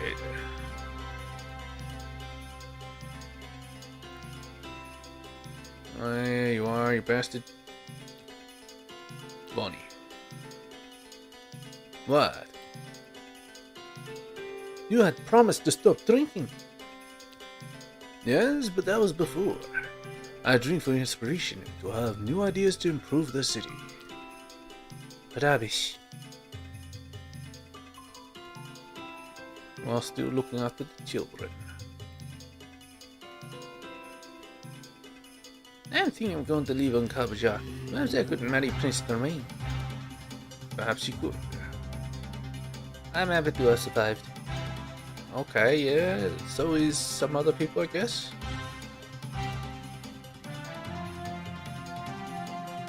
Yeah, I was away during the war. I'm happy I survived, but very sad for the family tragedy that struck the Bohidis. Bohida protected the Bohidi family after the tragedy they endured during the war. It's terrible that these children had to endure. They lost both of their parents, one after the other. Both of their parents? Oh, the father, of course. Abomo, the concubine, did not survive the Bombay raid. Madame Bohidi defended the children before you arrived. I want my mother. Mother's gone too. Now observant. Are you the man who saved us? Why didn't you save my mom? I'm gonna grow up, I'll be strong. I will chase away all the bad people and stop everyone dying. Huh? Thank you for saving us. I opened my eyes during the Buake attack. These kids are all that else left of Bahiri. I'm sorry their mother went over the Great Veil. Okay, that's why I came here. Yep, just for that. Now I'm leaving. Nice. Very eventful, that. What are you doing here? Someone's no safe. Get the fuck out of here. Don't worry about your security. Everything is under control. Someone's no safe. Do I have the Origin Stone? Apparently I do. My god, how'd they get out? They took all the Origin Stones out and technically you can't the door won't open. You're back in this hour. Lovely to see you. Okay, that's all you have to say, huh? You protect the safety of Queen Mankara. You protect the safety of Queen Mankara. I hope to never see you again. Ah, this was a very worthwhile trip, wouldn't you say?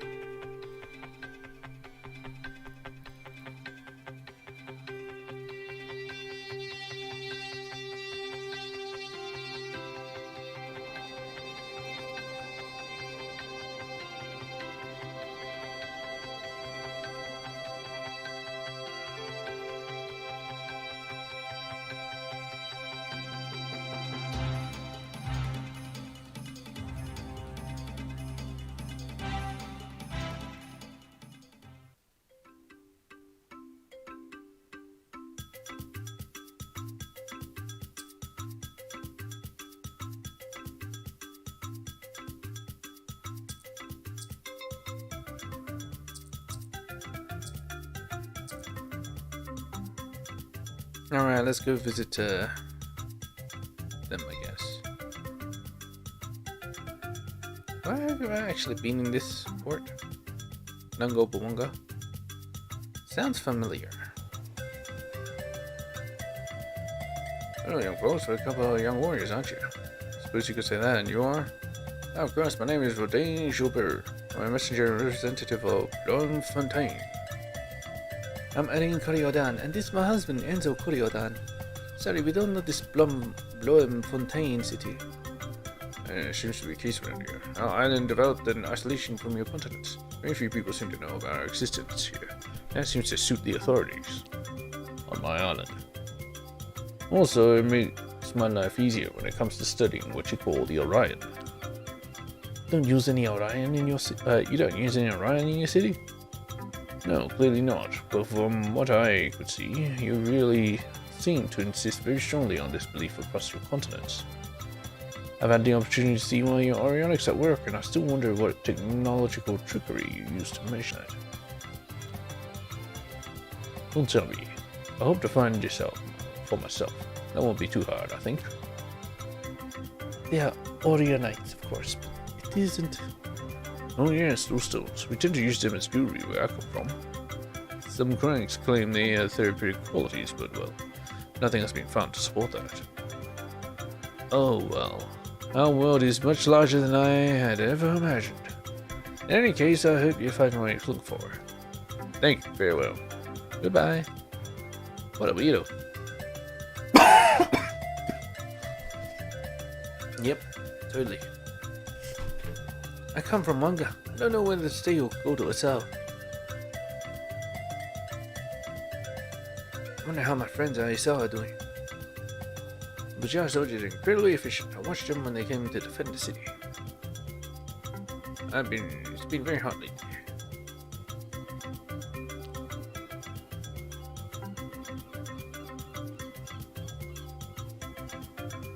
Why no the bloodthirsty take to attack the city? They want to use the Queen of demonic rights, apparently.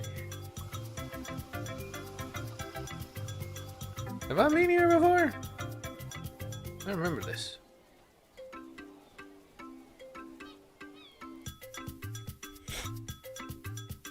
Oh well. Nungo Bawanga. Hey, is my bay here? Bay, you here? Ah, there you are. My little bun-buns, you came to visit me. You're so cute. The old ball and chin isn't it? Same shit, huh? Disappointed. Just straight up disappointed. Oh well.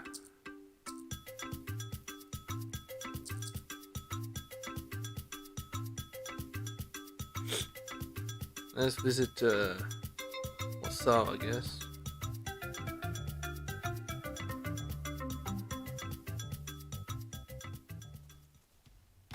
Nothing happened. And there's no point.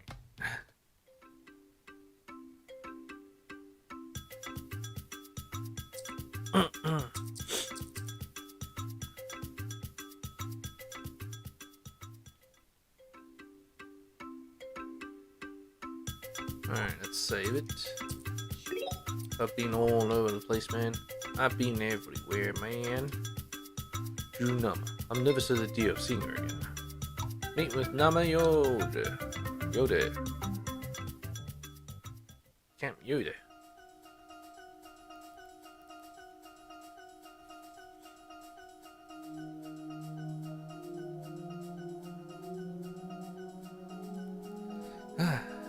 Looks like there's nobody here, but I feel like we're being watched. The welcoming committee. Oh, looks like it's fine. Answer on a Kori-Odan. Your presence is not welcome in this place. Please turn back or we will use force. You Nama already told them about us.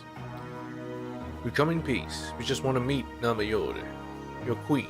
We're here for our heckmers at Kajuta Roko. They're not your enemies. What a lovely surprise. The king and queen of Zama have come to visit me. You Nama! Alright guys, I'll talk to them. No, but is that wise? He might be Bujar spies.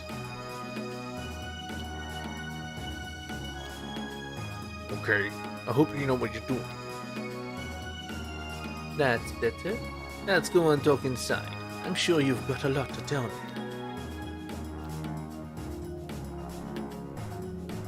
I just want my Hecamus. Don't want to get involved in your stupid ass war. I'm relieved that you survived. You've grown a lot since I left you at Figuil. Oh, Kalu! Eri, you have become a very strong Roman. You do great honor to the Queen Zama's battle gear. I don't doubt that you will become a formidable Aurionic when you seek your own awakenings. Maybe she already has her own awakenings. I've begun to think about it. I'm going to go on my own Aurionic pilgrimage as soon as we are finished with everything. I'm a little surprised, you Nama. Why did your warriors call you by your first name? You are the queen and the general after all. The Buanga's hierarchy is circular. We see brotherhood and equality as very important. My warriors are above all my Aurionic brothers and sisters. Enzo, I'm happy you were able to commune with your father, Nabi. He deserved to rest in peace. I'm worried about you. I fought alongside the Bojars. Are you sure you want to risk your life as well as those of your warriors? Takina would still negotiate. Risk my life? I wouldn't call this a war if I didn't have the advantage. What? You surely know me better than that, young King of Zama. In your opinion, why hasn't Takina attacked yet? If she is so sure she'll win, let me tell you something about this war. My warriors and I defeated Narba and his troops a few weeks ago. They took refuge in Kajuta Rojo with the Hecamus. They activated the ruins' Aurionic barriers. My Marabout war units are now breaking through the barrier, but it's resisting us. Are you gonna kill the fucking Hecamus? Narba has very likely used Zama's Hecamus to reinforce it.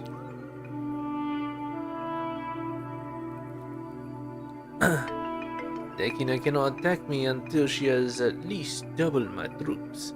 She has to wait for Bojar reinforcements. Why does she have to wait? If she moves her army, those soldiers will be exhausted from traveling through the desert before they engage us. She knows this. Will they?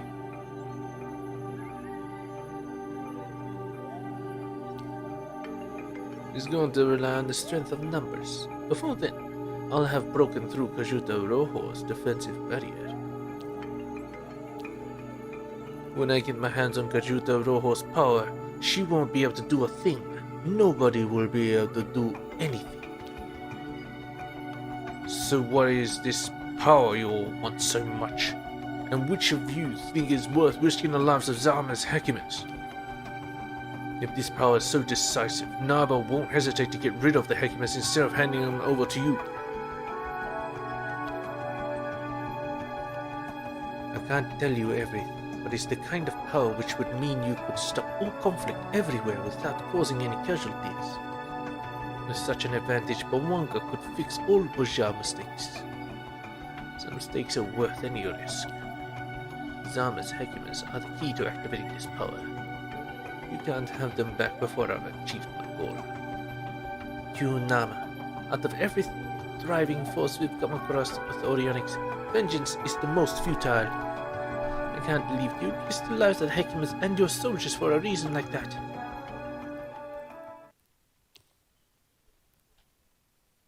Tusk.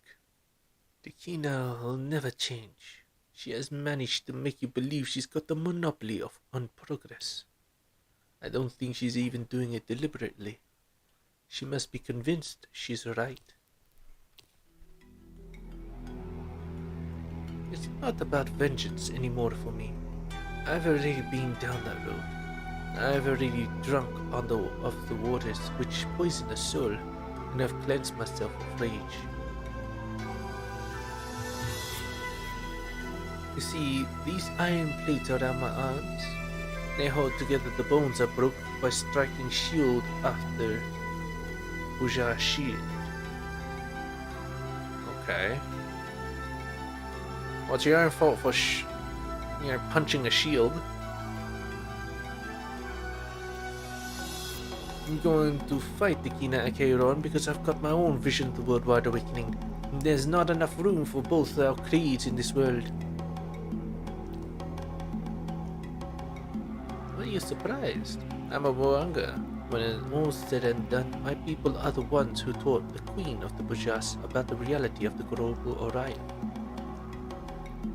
You should have understood this by now. All of humanity's battles have only one thing at stake: changing the global Orion and establishing the real purpose of the human race for good. This is the true meaning of free will, the weight and the blessing of humanity. Ekina wants to build a world based on the awakening of individuals. She's convinced that fully awakened beings would live in harmony. She's wrong. The Orion has no concept of good or evil. Legacies are given to both the brave and the tyrannical. Imagine a world where the Koros was able to achieve full awakening, just like that. How about a Daruba? Just because children have been brought up in the same environment, it doesn't mean that they will all turn out well balanced.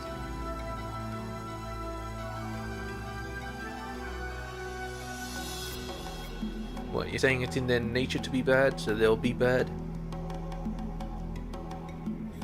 It's like going, nature or environment, or whatever. How people are brought up. Her awakening plan would also strengthen the abilities of those who are bad by their very nature. My solution is to force individuals to think of others. Force? I'll imprint an ideology for the common good on the global Orion, which will wipe out all the individual ego forever. That is brainwashing.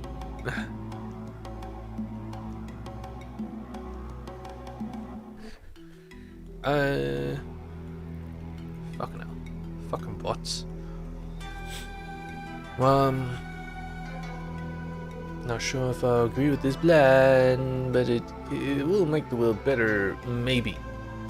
Maybe. Make all souls want the same thing, but history's shown us that you can't make all humanity work towards the same end.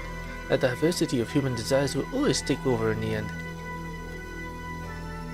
You can't eliminate diversity, but you can curb it. Make it express itself the way you want it to. Restrict the choices free will has to choose from. It's the only way to get rid of the human ego. I shall exert pressure on the global Orion in order to create a world where the group will always outweigh the individual. I'll go beyond the worldwide awakening. I'll make every soul the Orionic link or for another. The Bwangish circle of brotherhood will encompass every soul. Everyone's linked together. I mean, if you put it that way, it's not that bad, but forcing them, that's another thing. How about if I take my own route? Make everyone like Zamians. Do you understand me now? As your Ju'u, I would be proud to have you at my side in this war. We understand your goals, but our priority is to get our Hekimas back. We don't want to have to choose sides between Busha and Bwanga. You won't get the luxury of staying neutral. If you want your Hekimas back, you'll have to side with me or Tekina.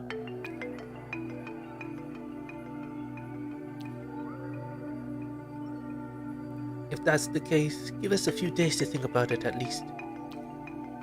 You don't have a few days. Tekina will surely attack very soon now. You need to have decided by then.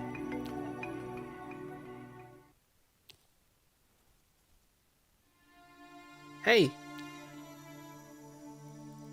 The next time we see each other, perhaps you'll be my enemy. So in the last few moments that I'm still your Ju'u, I want you to know that I'm very proud of you, Enzo Kori-Odan.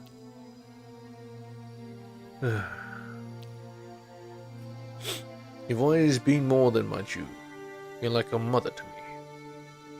And I'll never see you in any other way. It makes no difference to me. The duty we each have calls on us to fight each other.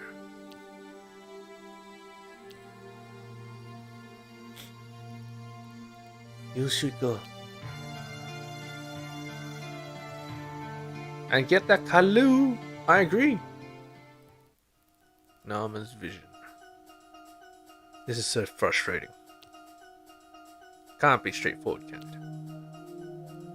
I've got all my Aurionic pillars, but it's like nothing has changed. We still have to fit in with circumstances that other people created. I understand. I find things frustrating too, but there's something I don't get.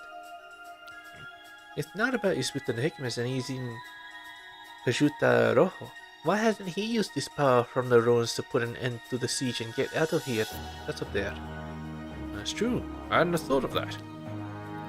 There could be several reasons. Maybe Takina would see it as betraying her if he used his power.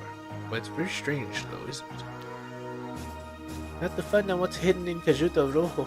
If Nama or Dekina won't tell us, we'll have to look elsewhere. It's the continent where Eniki Solaris was trained.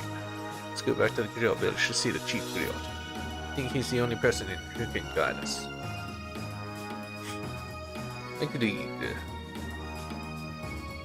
It's true. He never used a bird.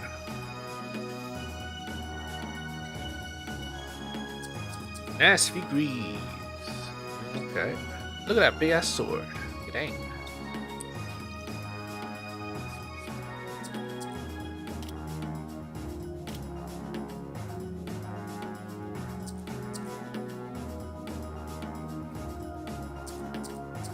Just improves my max stamina, but I guess that's pretty good.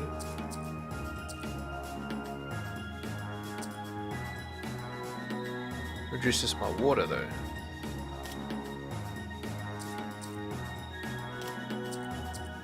And regeneration of APs to no, thank you. Let's talk. I'm relieved that you survived, but I'm asking you to pick the right side for the war.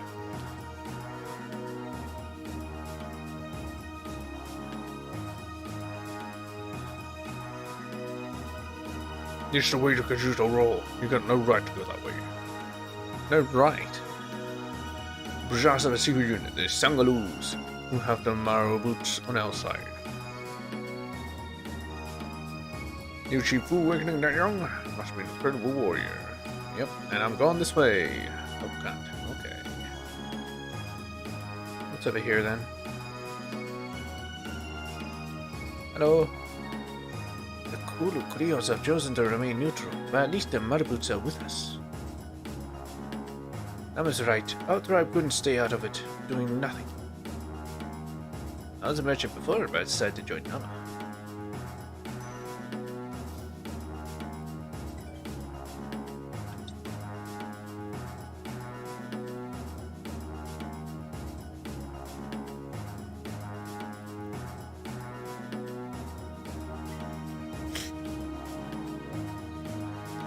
Well, getting the supplies ready for the Bajar attack. Nama has united the tribes like Demeter did before her.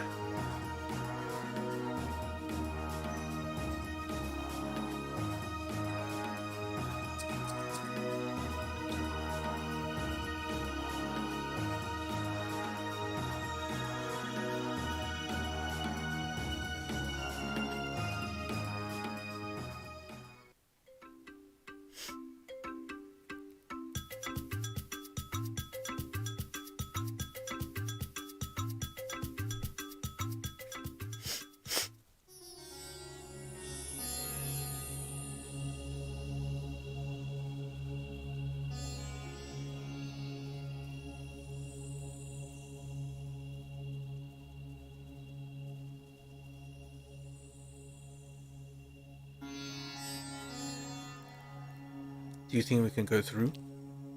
Wait, when I focus I can hear a question. It's like a Shakai Lituba. Like in Shakai Lituba. You have the instrument of blood.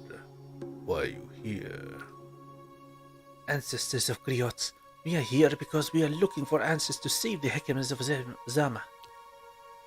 Zama, this dream, isn't it dead? Well, I can't say I understand what's happening, but at least we can go now. Hey, you bastard, looks like I'm worthy. Ha! Don't tittle up Onga Malakul is beyond this story. But you must be worthy to go. Look at me, I'm worthy to go, you bastard.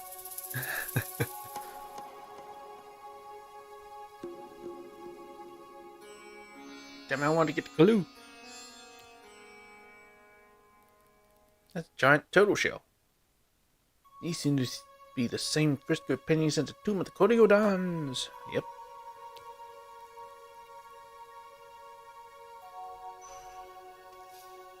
Nice.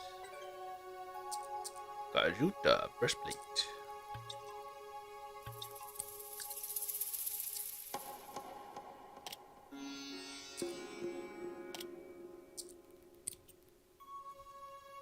Well, hello.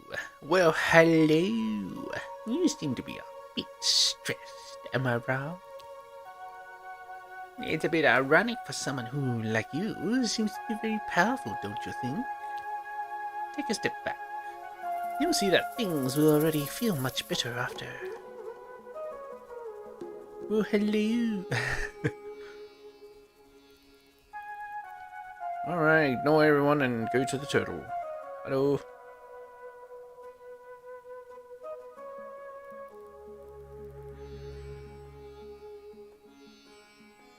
Biwale, who shook the veil to talk with an old turtle?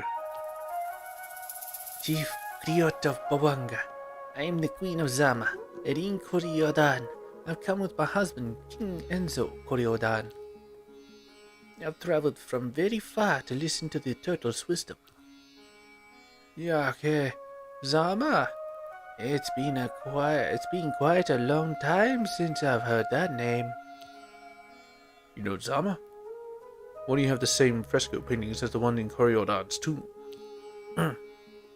Soro, patience, young lion. Turtles go slow to remind us to go in order. Great turtle, what is buried in Kajuta Rojo, and how is it related to Zama? Thank you, Boale. A melody of possibilities to make me live long enough so I can set my own eyes on the children of Zama. What is buried in the heart of Kajuta Rojo is the disgraceful legacy of Zama. Disgraceful legacy. Bawale. Everyone who found the light had to live through the greatest darkness. It's the same for Zama. Let me tell you of the dark times in the city of those who have no walls. 5,000 years ago, just after Nasser Kori-Odan left the continent of Bajar with the best hekimas of the time.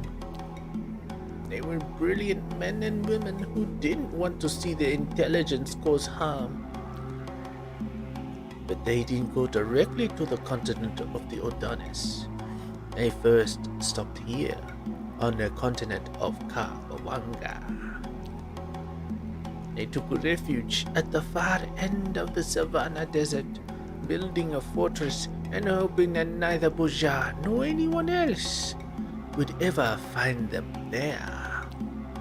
But the Wangas from the north also looked for a better land after their exile. Many groups of people have come to this continent. Nasser suggested a peaceful cohabitation, but the Wangas were blinded by the hatred for the Ukungudamu. The young Kori-Odan defended his people almost entirely on his own.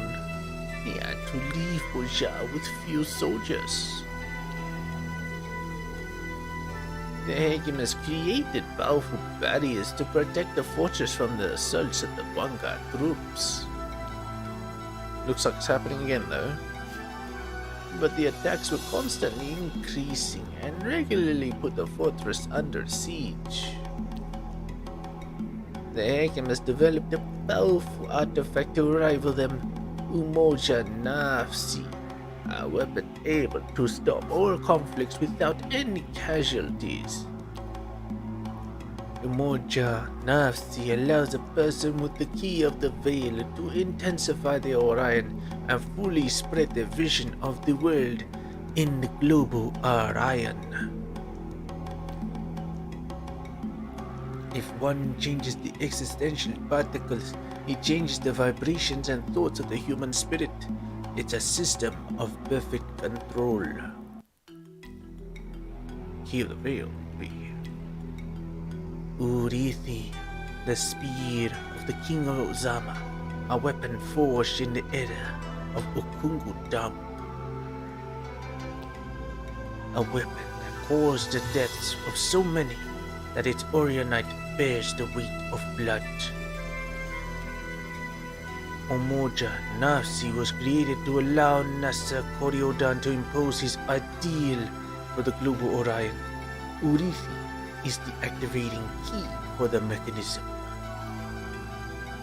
Nasa tried his new power on a horde of Wangas that attacked him.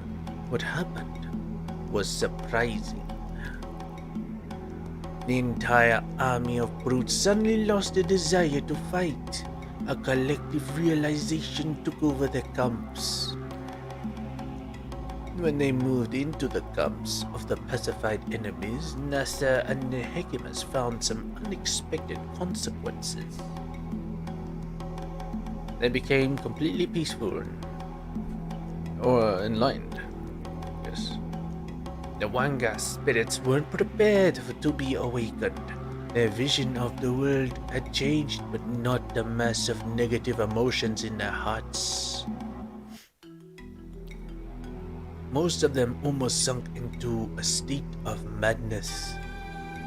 Umoja Nafsi, a system to hypnotize the planet. Consequences would be madness. The Umoja Nafsi artifact doesn't hypnotize, it awakens. It's very different. Nasa transmitted his entire thinking model to the spirits of the enemies. It is this gap between their new knowledge and their personal experience that troubled them.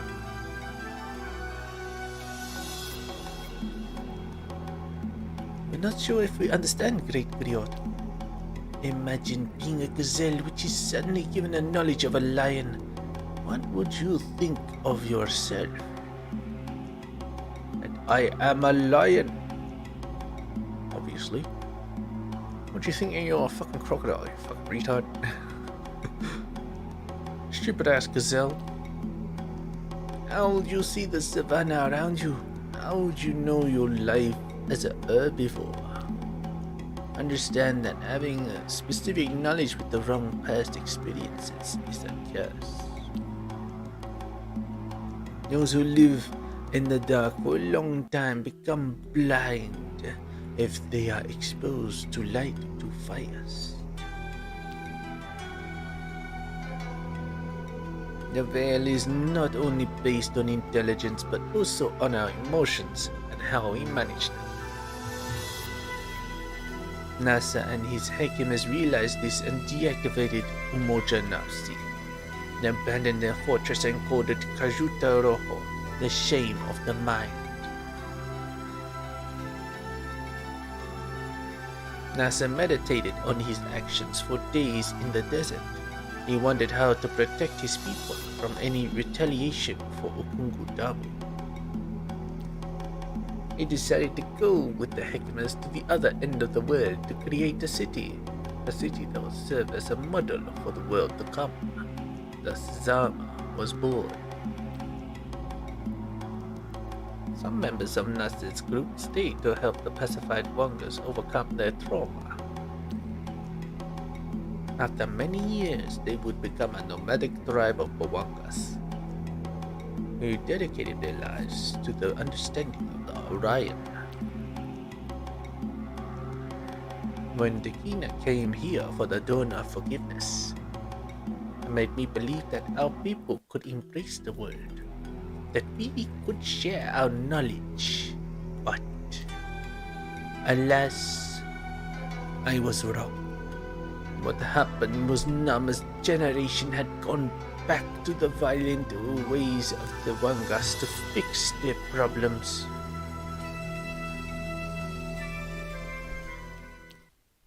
Ooh, I think that even an old turtle like me can't predict everything. The melody of possibilities changes so.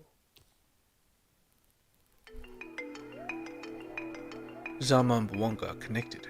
I now understand why only our Hekimans had a chance to fix Omoja Nafsi. This also explains why Nara hadn't been able to activate it. He needed Urithi. We must enter into Kajuta Rojo at all costs. How can we get there, Chief Griot?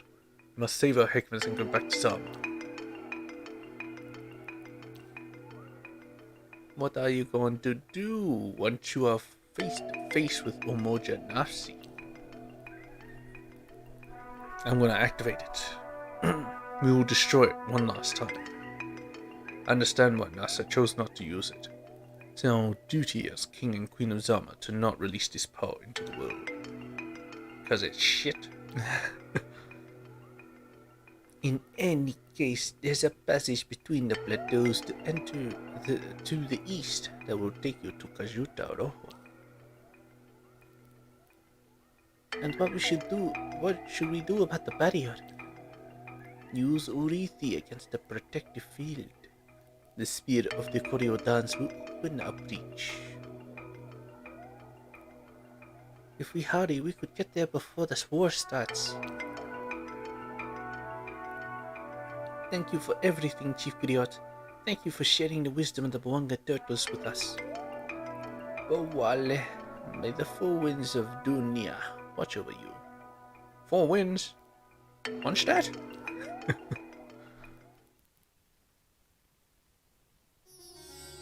Hey, my lady. Bawale, the melody possibilities in your favor. I can feel the car of Eniki that's attached to you. Eniki! Shigefuka Eniki! By God. What'd you say the thing was? Oh, here? Okay.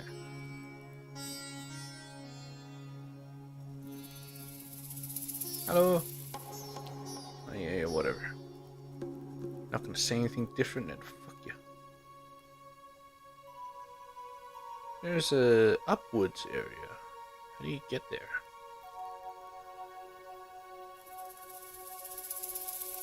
Oh, it's in the buildings, of course. In which case, no point going in.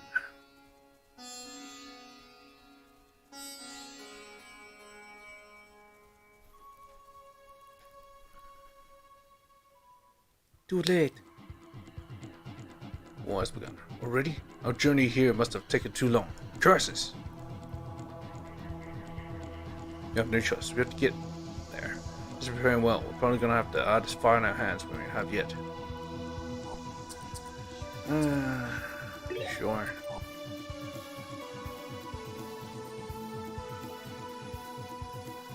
Should avoid going that way and scoot around the battlefield.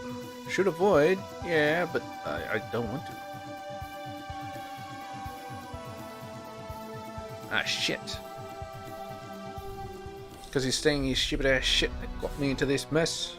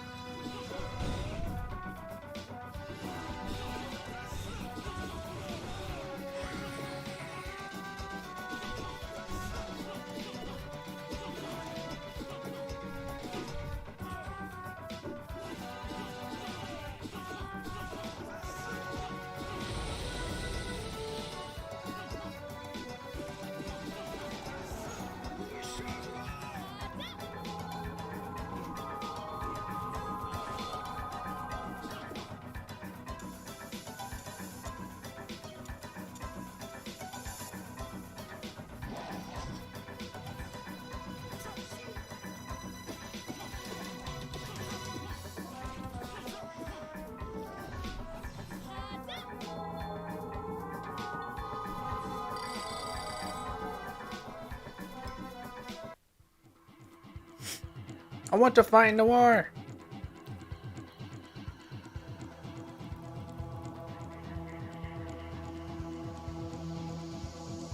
Don't shoot the passage. Save the Agamus.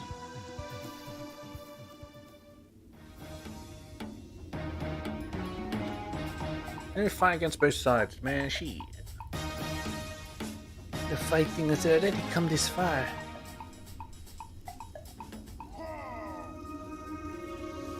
Huzzah, soldiers! Today our blood won't be shed because of our queen and our comrades in arms. The Bwangas have set up barricades around the camp to stop our army getting through. Our mission is vital. We must take advantage of the way through to get to Naba and surround the enemy. The Sangaloo long-range units are ready in position. Bahas will stay with me to cover our backs. Let's move. Okay. You'll attack Nam's army from behind. Oh, she'll probably be expecting it, so whatever.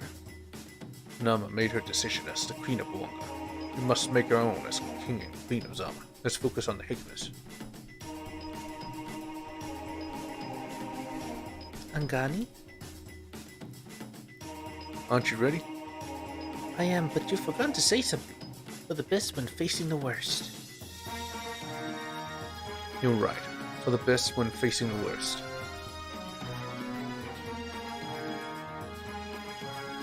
Let's charge! What? King of Zama, we didn't want to raise our spears against you, but if you continue forward, you'll become Bojar's enemy. Hey, the Baha'i unit, I don't want to fight you. We fought together at the New Bridge conflict. But you know I have to get through in order to save my Hecamus. Get out of my way if you want to live. We have a lot of respect for you, King of Zama, but we must honor our oath to the Queen. You don't have to kill him, you can just knock him out. No? Kill him? Alright, whatever. Leader.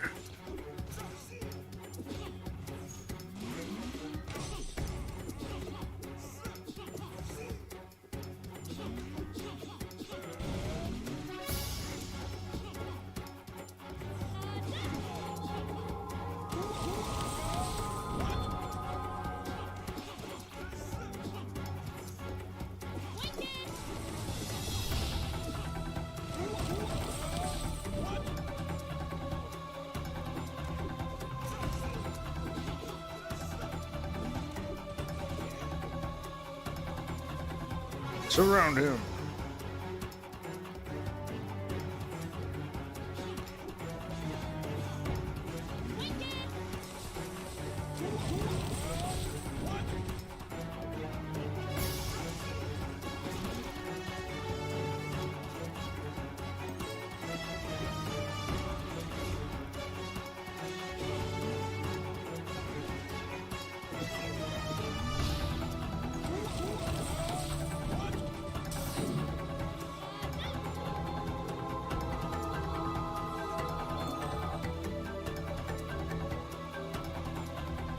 Oh, we keep moving, huh? Okay. Did you hear Mutmuts? Mutmuts? Oh no, not the Mutmuts.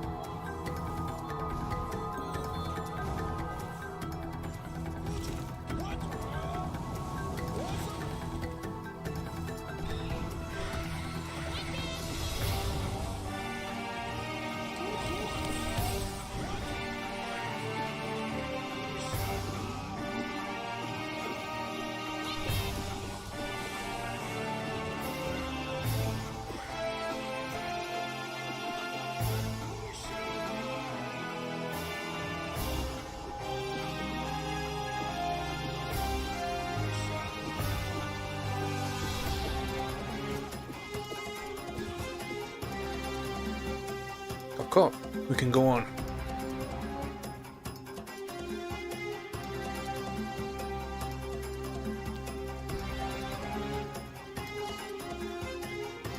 The Buwangas train these beasts. It's dangerous up front. What the? I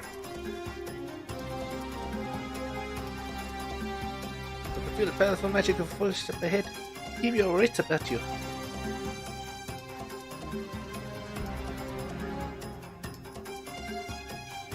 Wait.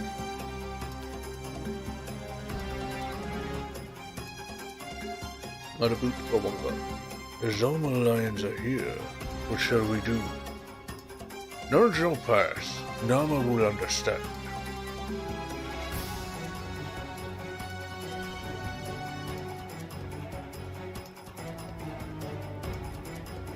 Summon some Negando, but I sense something else in the ground.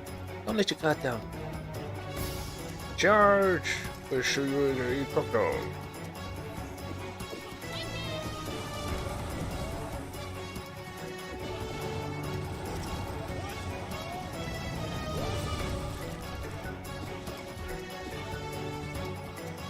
You know, when he's climbing on the right.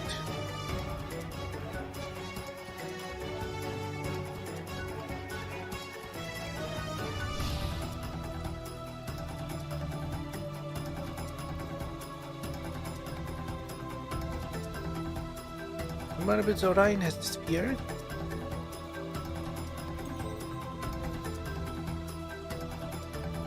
A Burgess. The Buwanga hummingbird has anticipated our attempt to bypass it. It would appear. Secure the area for the reinforcements. I got the mother boots. If we hang around here, we'll be trapped between two troops of the Burgess. Let's force our way through. There was some Sanglus, the long range units. I saw them at the butcher camp. Let me know if you want me to cover you. Green Summer. Oh no, no.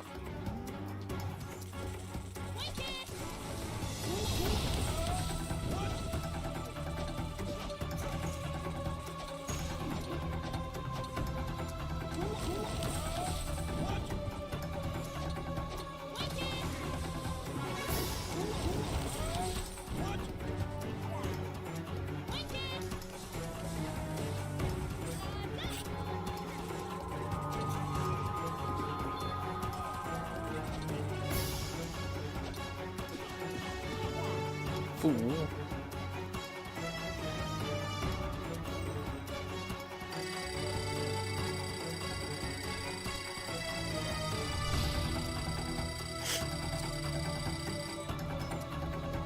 I need my ultimate legacy for leader.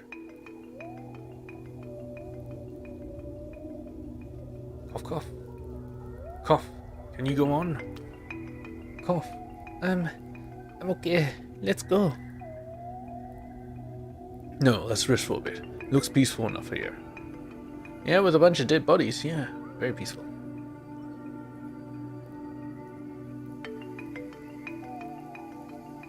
You better? Yes, sorry for holding us up. My tiredness was mainly in my head. All these deaths. I thought I would get used to it somehow.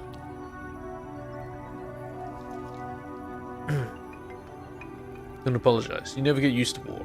Let's just push on and think of a Hercules. You're right. They must be even more traumatized than we are. I mustn't let myself get beaten here. Uja Shield Breaker.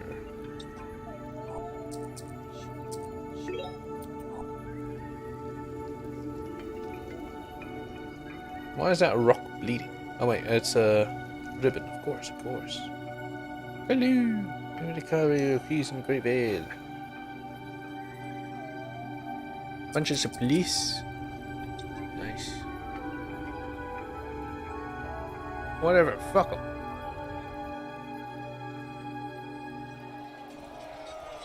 Oh, hey, nice. Hey, guys, what are you doing?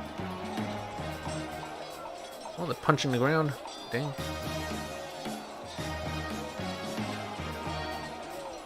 Let's walk. Yeah.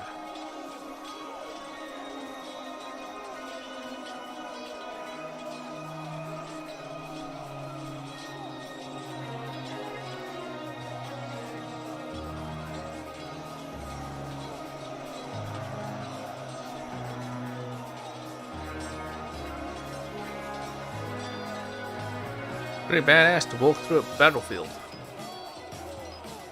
While everyone's fighting and you just walk casually. Dang.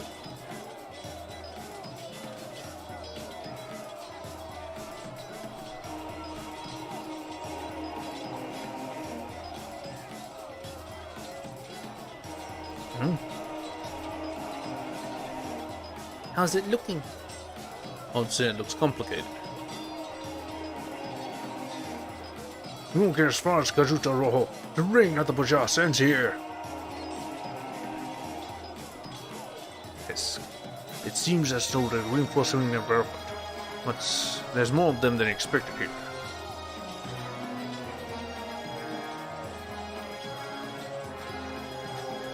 Sanglu's unit covering fire positions. No Bajar remains behind.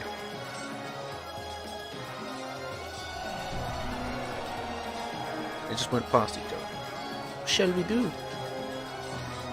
Kill them all. Go straight for them. Yep, kill them all. I agree.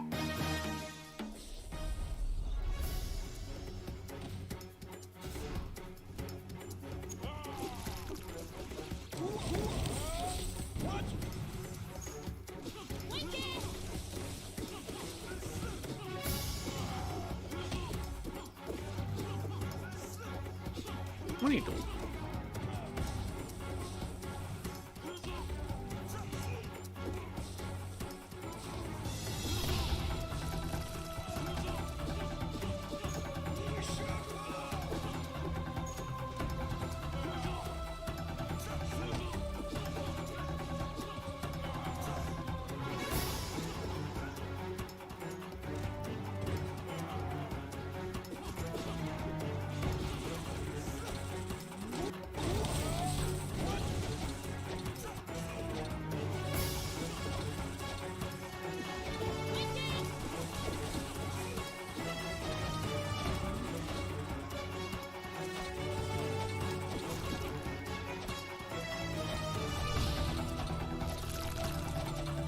My God, it's so fucking annoying.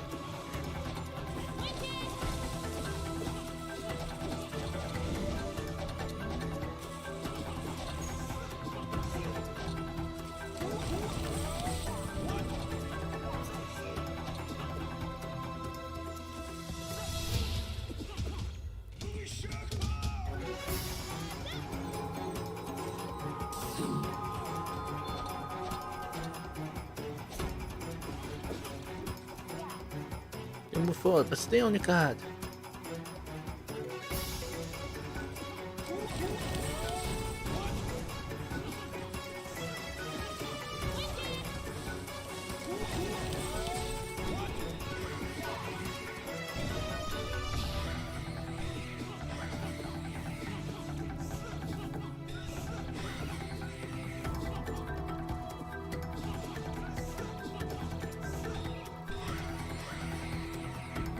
I can sense them. More mud boots? Tisk. The Bajas and Zombies. They're approaching Nama. We'll have to stop them.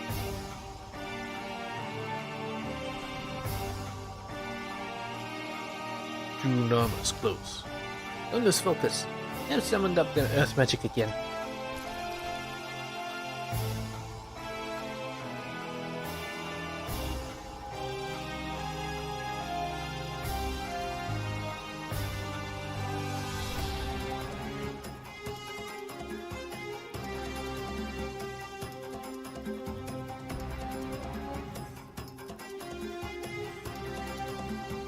Oh, let's see what we can do when you're hiding, cowards.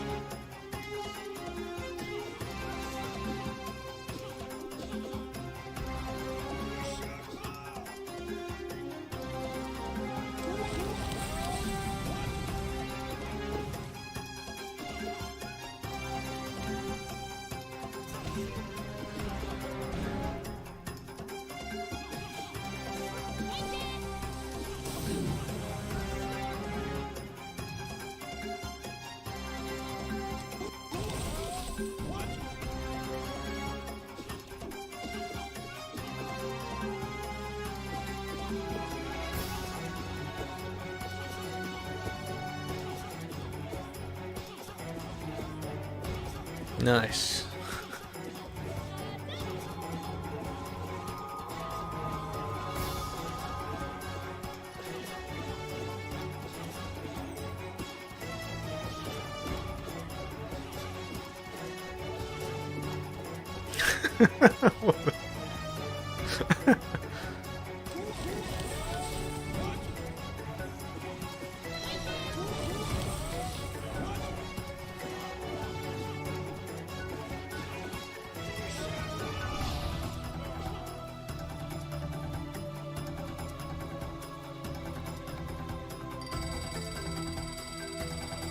Where's my ultimate legacy?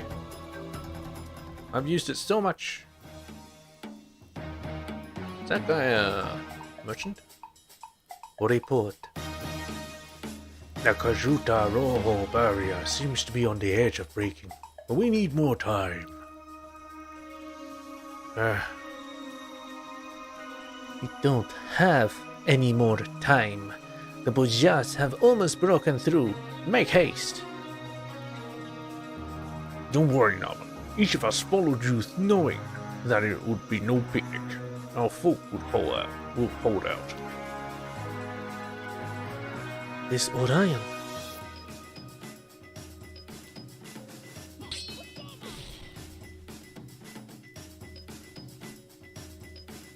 Junama. King Zama, you will go no further. Let them go. I want to talk to them.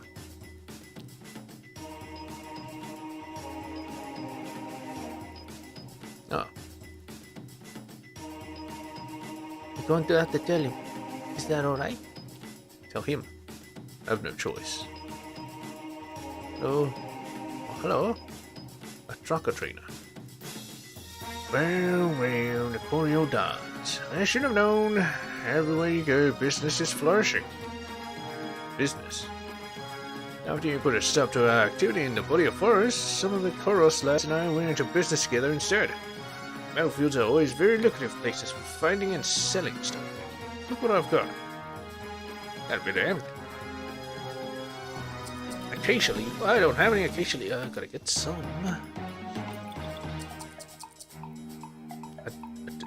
Dodo roots. I'll just take some. How's this going? Oh, that's fine. Contemplate.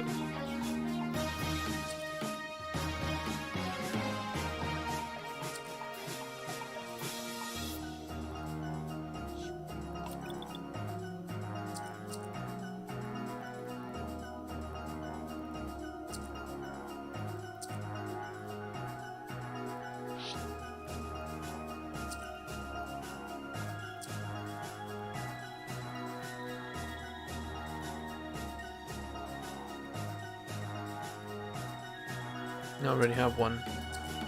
Ogun Glee, Shango, Kulu.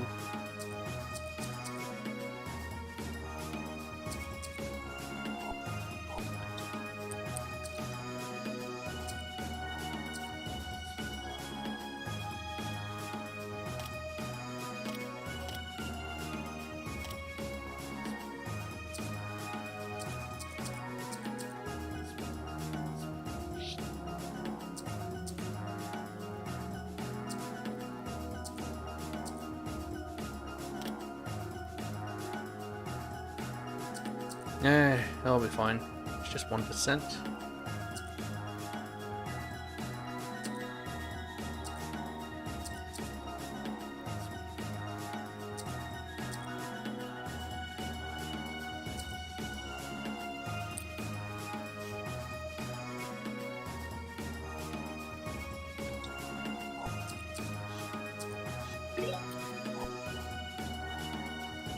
Talk to you. No, I'm leaving, man. Now, well, let's talk. You got here then. I suppose you've made your decision. We've made our decision, Jew. We're going to trust in our legacy. Umojanarsi must belong to nobody. If you cross through this area, you'll have declared war on the Bawangas.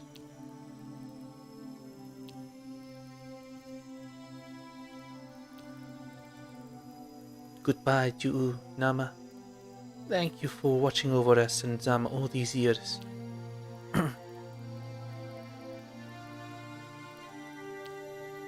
Thank you also. Why aren't we stopping them, Nama? Because they got this far, which means they're stronger than you. I must save my strength for the fight against Akina. Let them go for now. Demeter.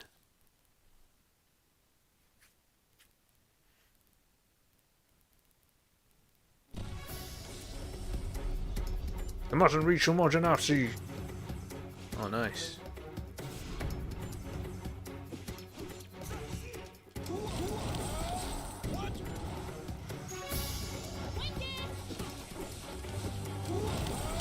I am Enzo Kori-Odan. Oh, what's this? Ah, his ultimate legacy, of course. The path is clear.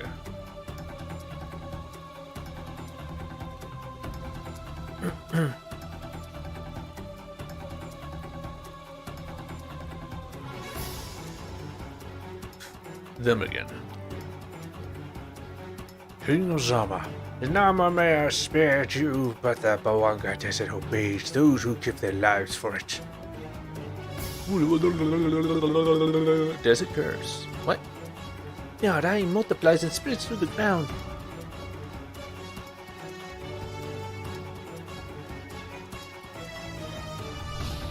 Try to dodge as you go down. We must get to the other side. And away we go. Wee-hoo.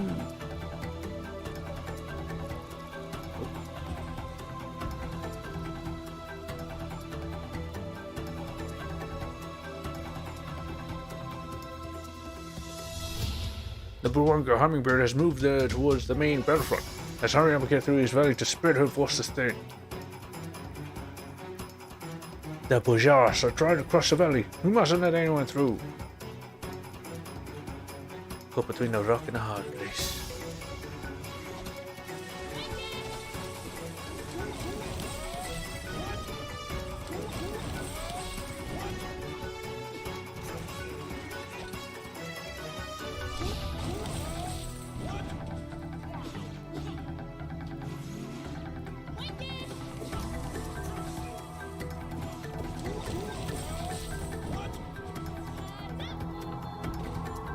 Bunga's attacking from the right.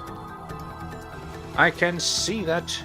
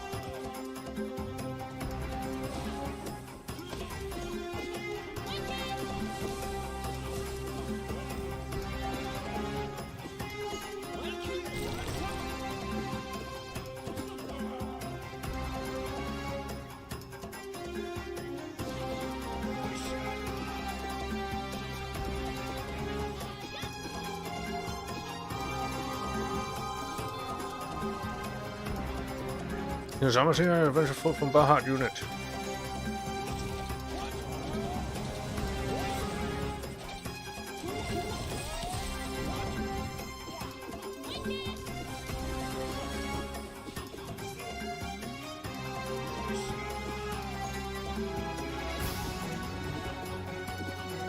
Well, Legacy almost as powerful as Nama. Almost.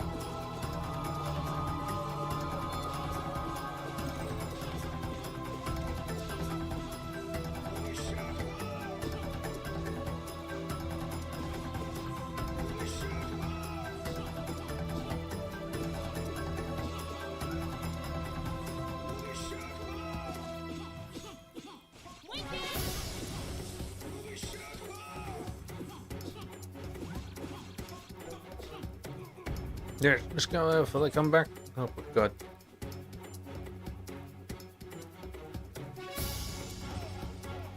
Oh. Oh.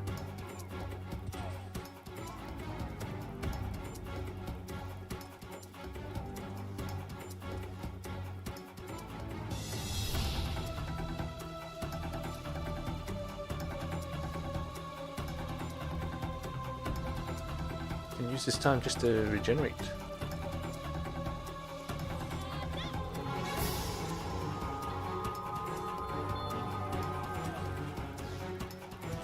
Oh, almost got me through. Damn it. We're there, we're right in front of us. Yep.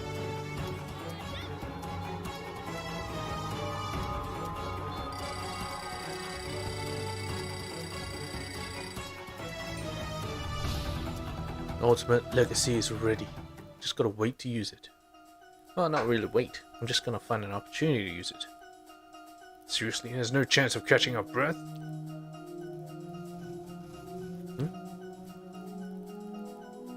That's the smartest plan they've done all along. Did we miss something? Nama. Nama? I've been watching the troop movements. The Bujars have broken the dam, so she has to concentrate her forces at the forward battlefront. No worried. The Bujars outnumber us, and they've got Tekina and Dramain. Don't worry, we're talking about you and Nama here. She's always find a way out. You're right. She'll find a way to get by, like always. Jutaro and that Kalu.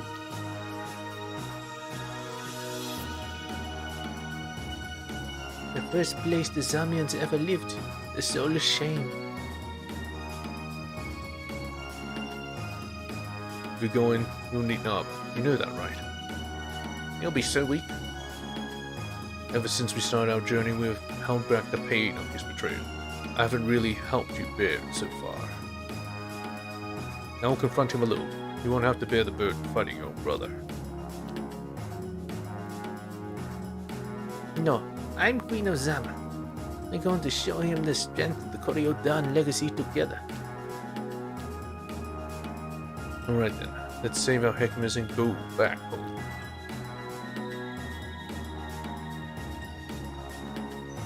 Out the frying pan into the Kalu. Oh, it's a bunch of useless shit. Hey, a Kalu's a Kalu. Not gonna complain much.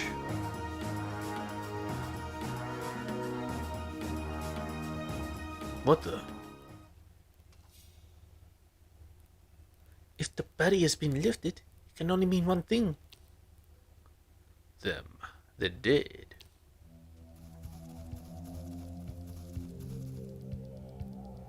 What?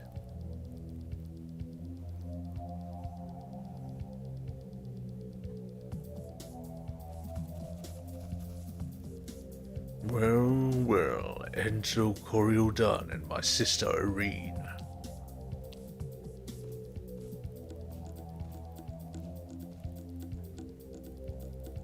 We have a chance to suppress the Nama Stooges by attacking them from rear, Chief. Green Tekina can defeat Nama without our help. We are going to get Urethi back. It's the key to activating Umoja Nafsi. Nab, I understand what led you on this path. Some of your soldiers are young Zamians. You really deny your roots this much?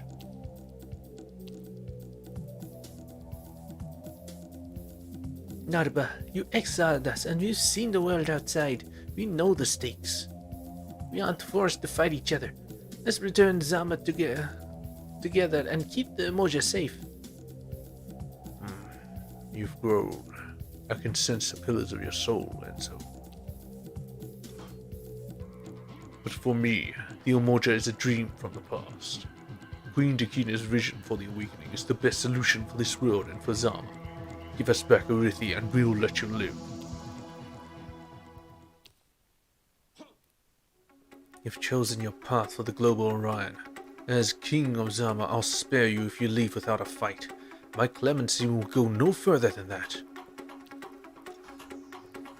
You've sacrificed everything to get this far. We will not hold back now. Come then, brother. You will receive the punishment of those who attack Zama by my hand. For our father and for our ancestors, I will wash the stain from the Avon name.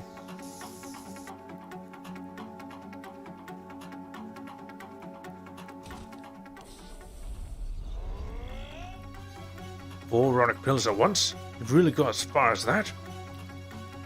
Actually, I should thank you. It's only because of the nightmare you put us through I was able to discover my real potential.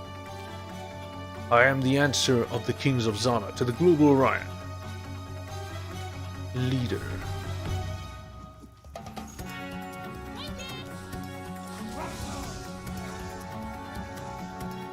Rhino. Resilience. Isn't the commerce is showing what they built? To build anything truly worthwhile, you have to sacrifice your short-term values for the sake of the long-term good.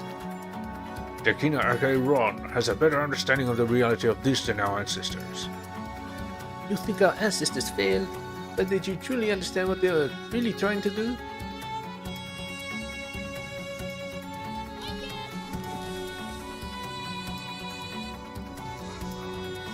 Not enough AP.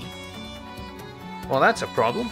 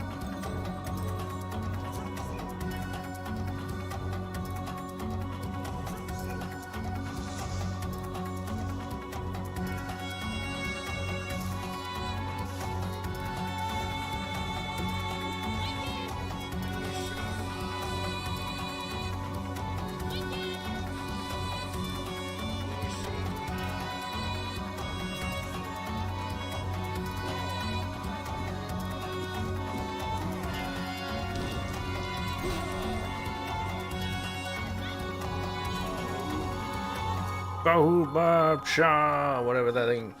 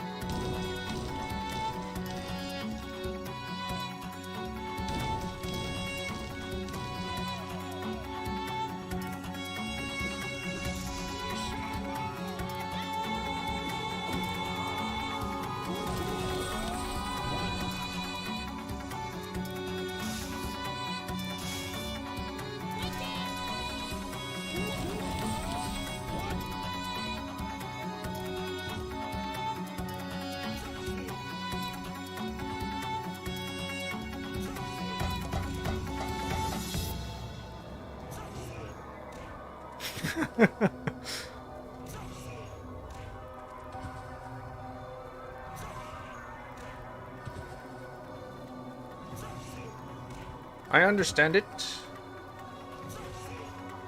In some ways, I actually want to see it go be done.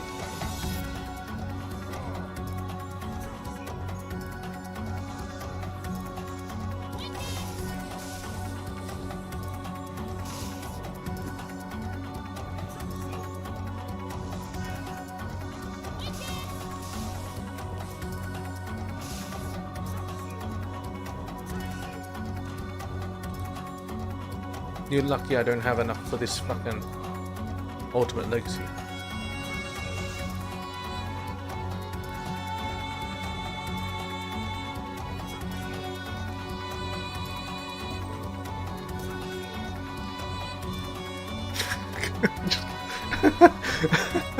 I just kept punching him.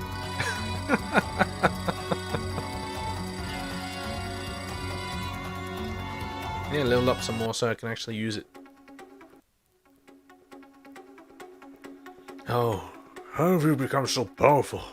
Ugh. All your people might have lived had you made another choice. We've chosen our path for the global Aurion. This sacrifice will not be in vain. This is not over yet. Are you gonna run away? Narba! Tisk is heading for Kajuta. He'll be able to reactivate the barrier. Take the heck of his hostage if we don't stop him.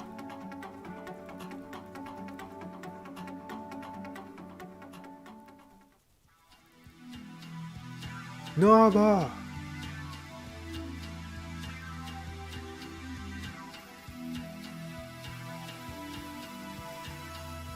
We should soon catch up with him. Well then hurry the fuck up.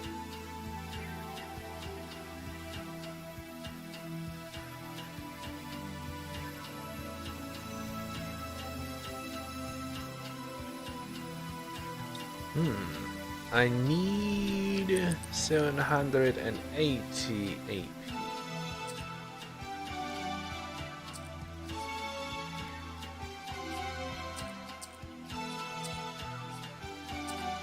I equip everything. That should... Yep.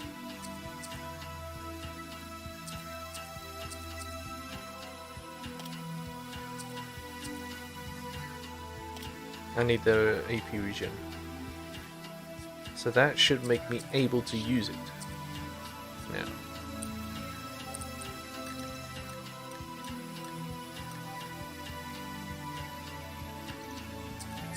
Ultimate Legacy is what we leave to others. 780 AP. My god.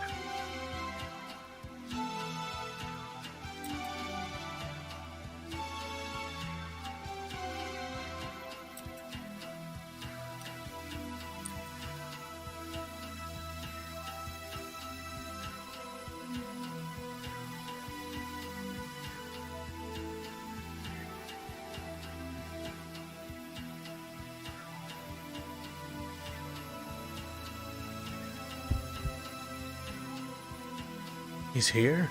How is that possible? How is Germain here? I can hear something.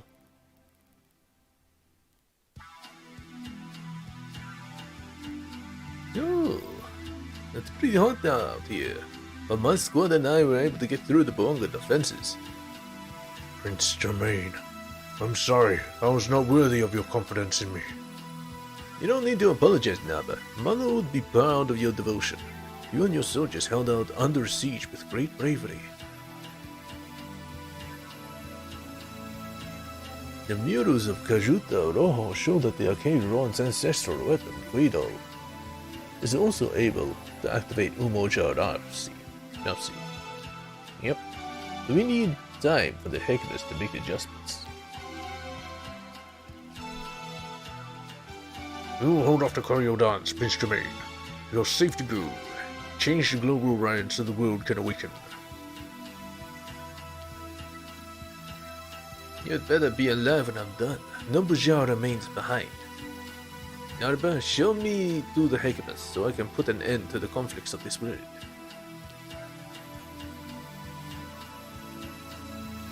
I just want the Hecamus. I don't care if you're gonna use it. I don't care. Looks like it's getting complicated. Let's gonna move on. Getting complicated? Are you serious?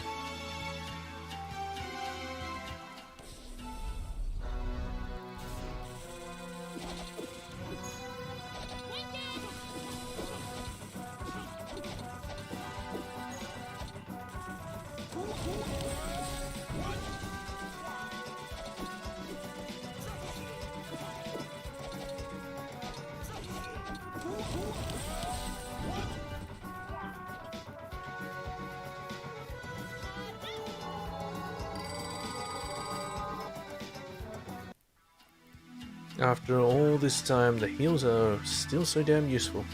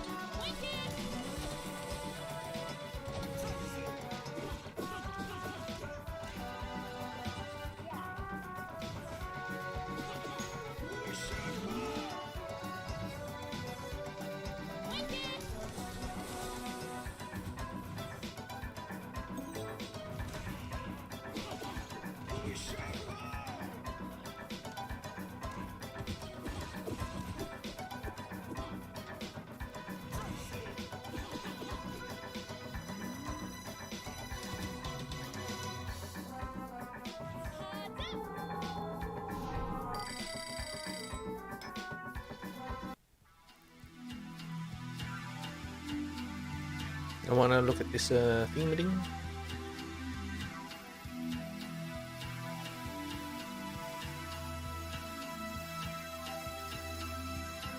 So you're telling me this weapon has been, you know, and been made that all that time ago? I don't fucking. When they made this fucking Umoja Fossi or whatever the fuck, they made it compatible with this weapon as well. What the fuck is wrong with that?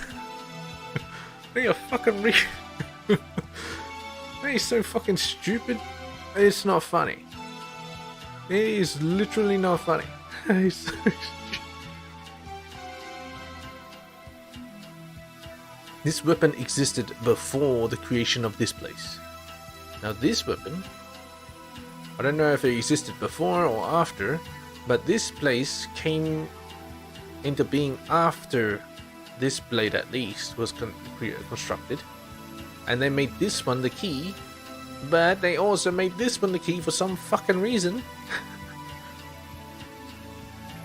What the fuck is wrong with the fucking Hecamus? They're fucking stupid as shit.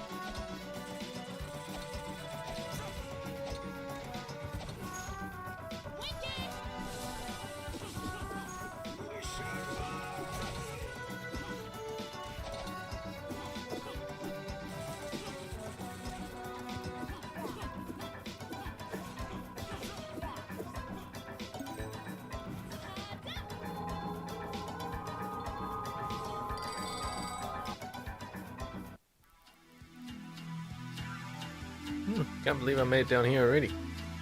Well, let's continue.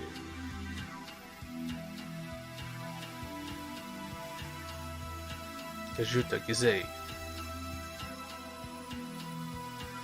Dramain.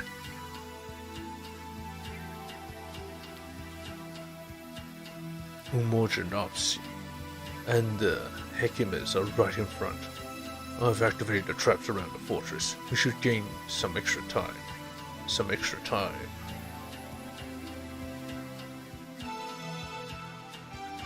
We're almost there. Keep going. The Hekimas are counting on us.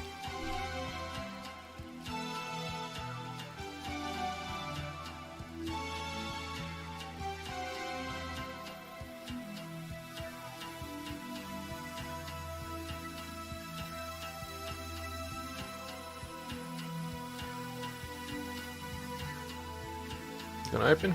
No? I go down even more.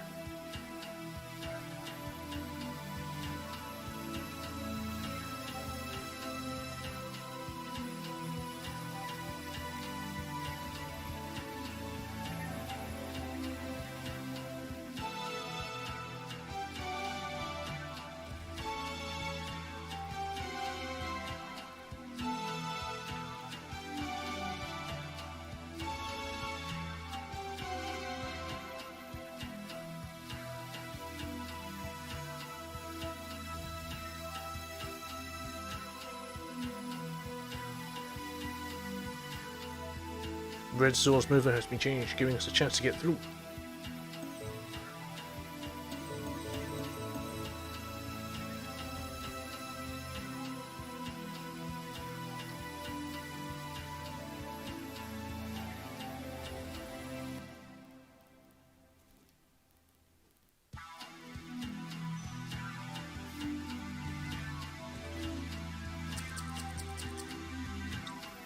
Nice.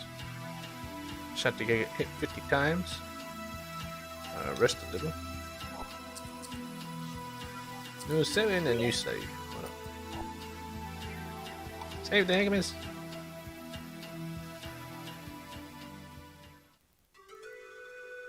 Mycorinos.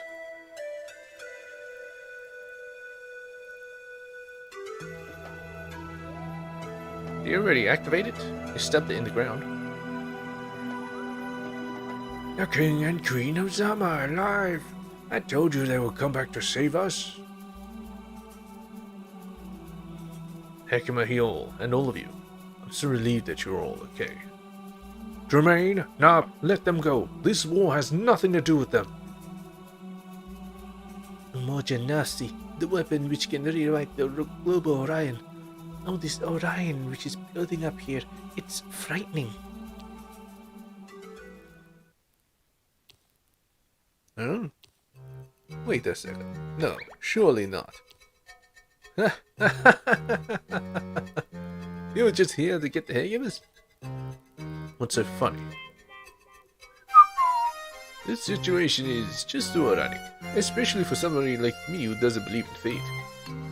You must admit that Buale, the melody of possibilities, has quite a sense of humor. Huh? I discovered that before Okungu Damo, the Aurion family and the Kori-Odan family used to share their rule over Kabuja. Our two weapons were also forged at the same time to serve during the Twilight of Blood.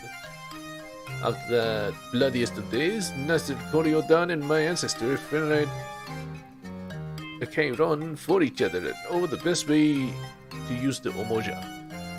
And here we are today, their descendants face to face with the same problem.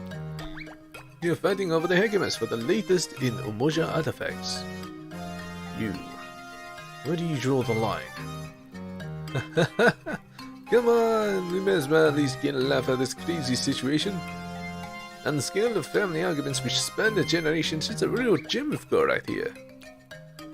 Prince Germain, perhaps this isn't the time. Oh well.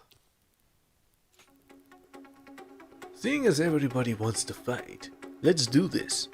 I think we can skip the big speeches. Everything's already been said. I haven't got much strength left, but I'll cover you as much as I can. King Enzo, don't risk your life for us again. Don't worry, just stay out of things. I promise you that you will be sleeping back in Zama soon. Alive, I hope? Sleeping forever. Are you with me, Otamu? Tremaine has only got 3 Orionic pills right now, but he is as powerful as I am. It's our last battle before we can go home. I'll handle Nadaba and you focus on the remain. Well, my thing's ready.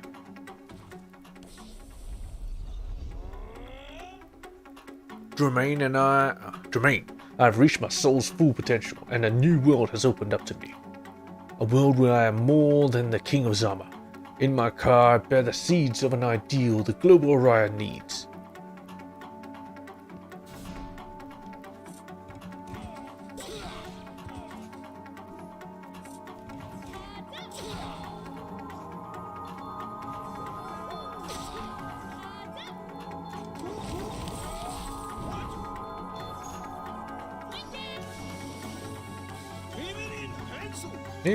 Enzo Kori-Odan!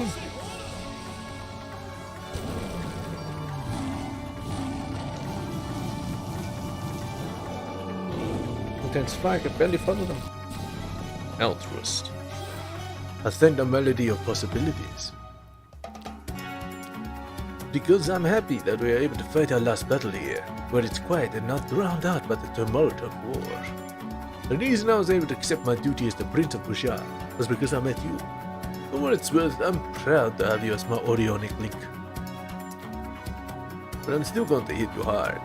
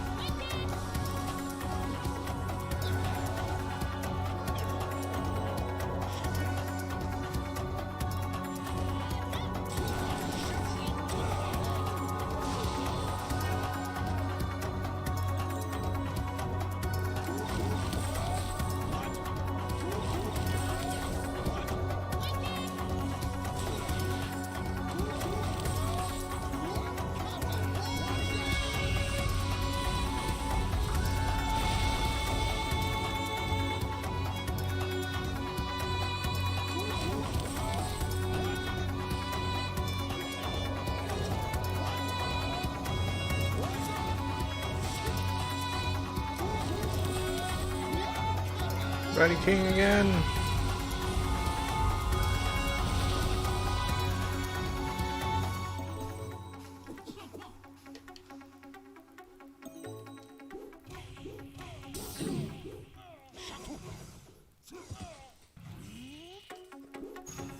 What do you mean not enough AP?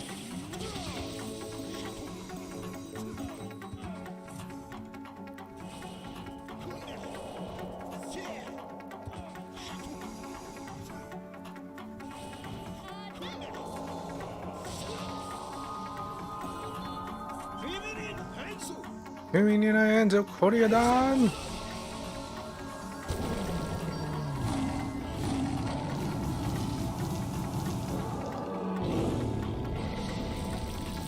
My god.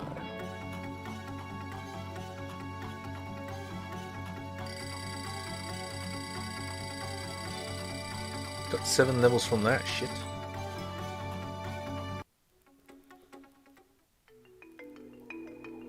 Cough. We did it.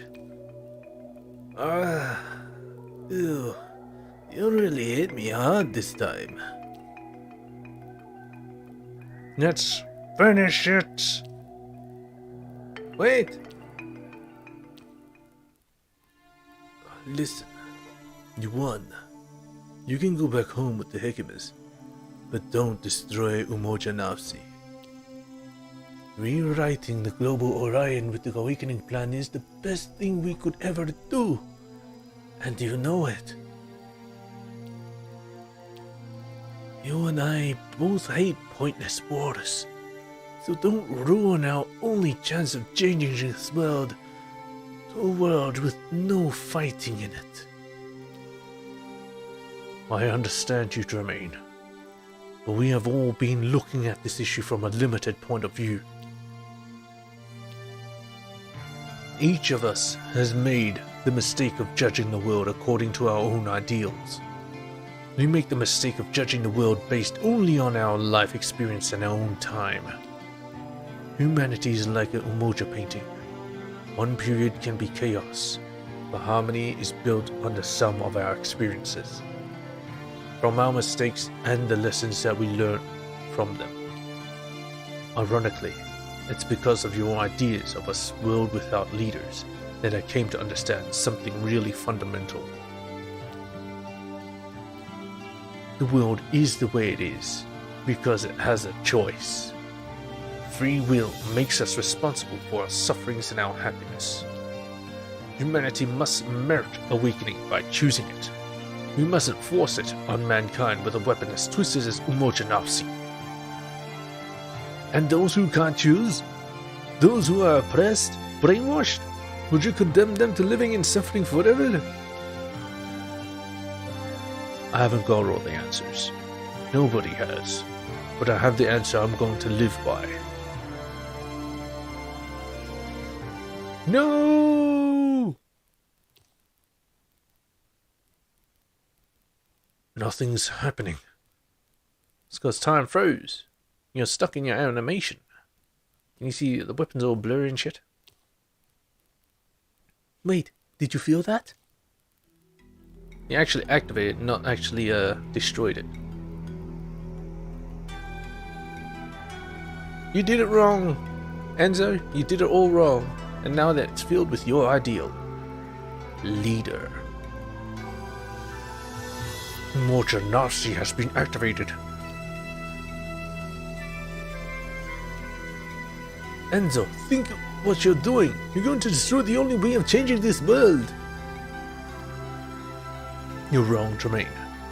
If free will isn't curbed, then we'll always be able to find the inspiration to create other ways within ourselves.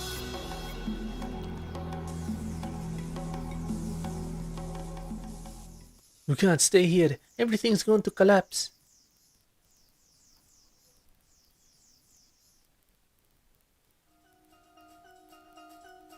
As the underground levels of Kujuta Rojo collapsed, Enzo, Aurion, and the Hekimus rushed towards the way out, carrying the wounded Jermaine and Narba. They barely managed to escape via a passage that led to the top of the fortress.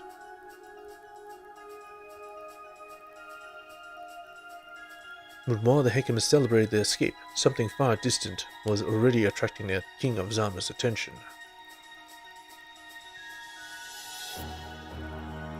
The battle between the Bojas and Bawangas was heading towards its climax.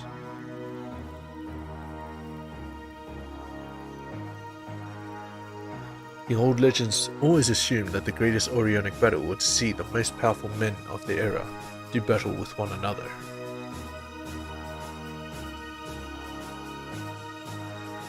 But today, the King and Queen of Zama knew this was nothing compared to the battle between the two most powerful women who had ever existed.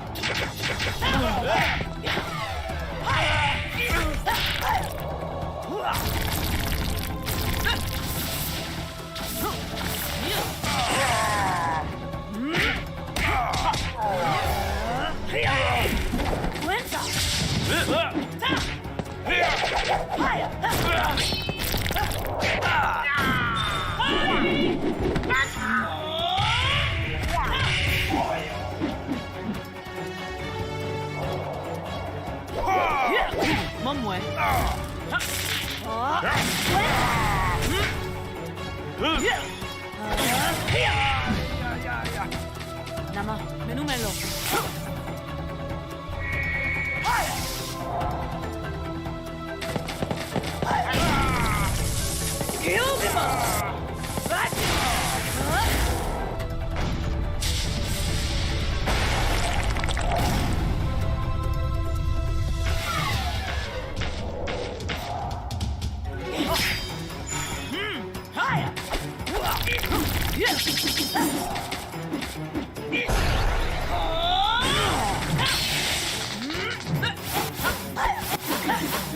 Limona, no.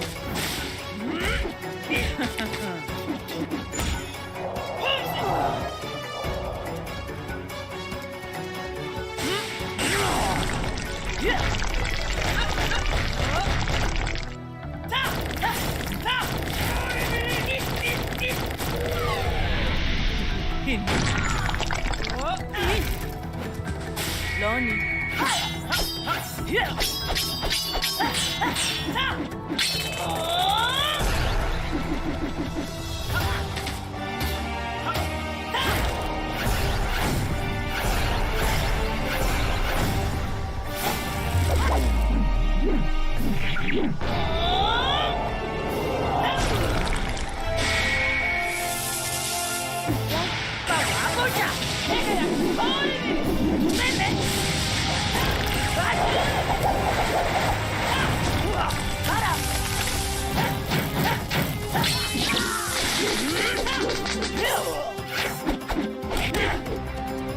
Láveme.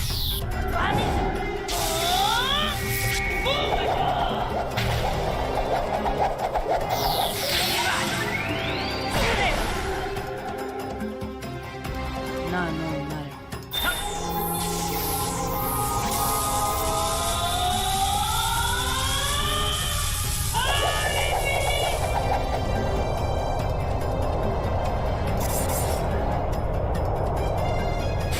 La matenia.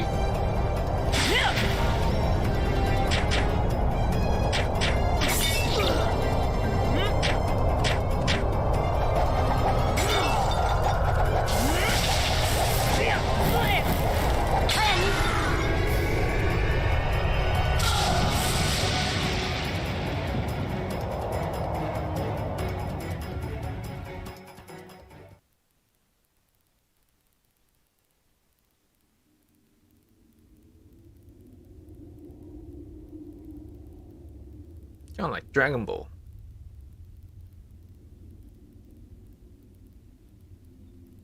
But yeah, if you see a cyclone on that side, didn't the Flash teach you anything? If there's a cyclone like that, you spin the other way.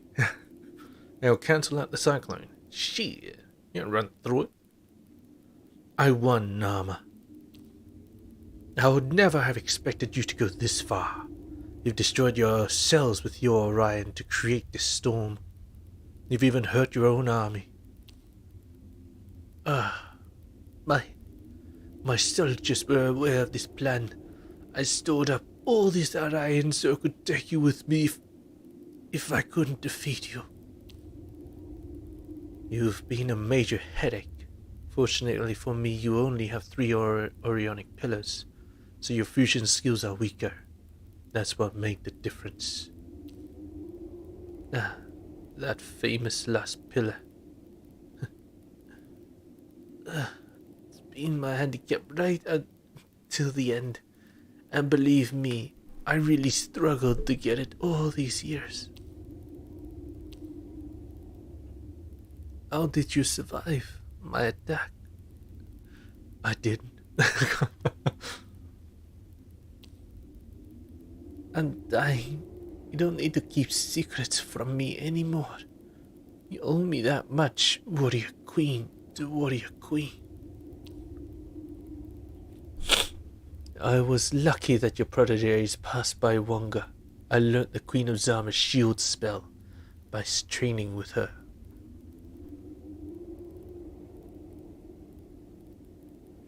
Oh, really? I see. How ironic that it's down to my pupils that you won. The melody of possibilities and its hints of humor. Huh? It's just a cough. If it's any consolation, your pupils destroyed Umoja Nafsi. I was unable to enforce my awakening as quickly as planned. In any case, you now have free reign over all the tribes. I just hope you won't become like your father. My plan will be delayed. Your hummingbird tornado wounded a large part of my army. I will have to restructure my troops to the bare minimum needed. You've been a pain in the neck right up to the end. Tisk, for all it changed. Cough. Shudder. It looks like it's Shudder. the end for me.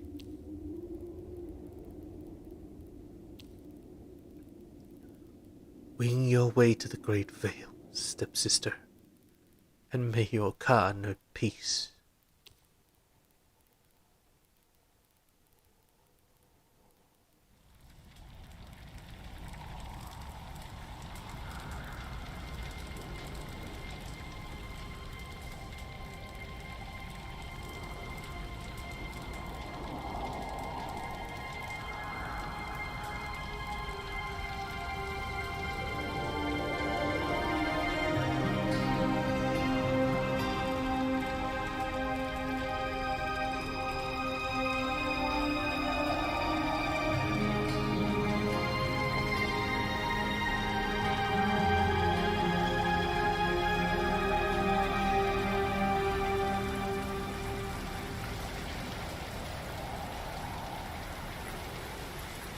I don't really say I feel for it because it's like right. Oh, Kori-Odans could only watch helplessly as the woman who taught them so much was defeated.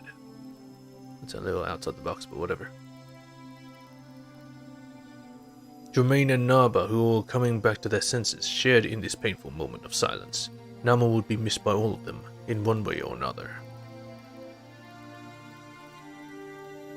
All the same, they need to take advantage of the confusion after the battle ended to get the Hekimas out of there. Enzo guided them to the other side of the fortress of Kajuta Rojo. Irene hesitated about leaving her brother behind, but the latter seemed resigned to never returning to Zama again. The state of the exile has passed from the evolved sister to the evolved brother.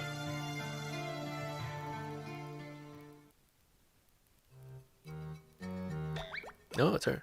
To Irene's chagrin, Enzo had to ask Marisha and her father to help transport the Hekimas to Zama.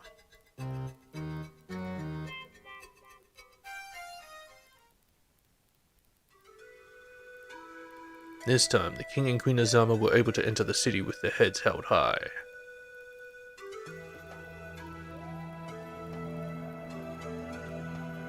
All the inhabitants of the city ran out to welcome the Hekimas and their saviors. Everybody was wild with joy with the relief of seeing each other again.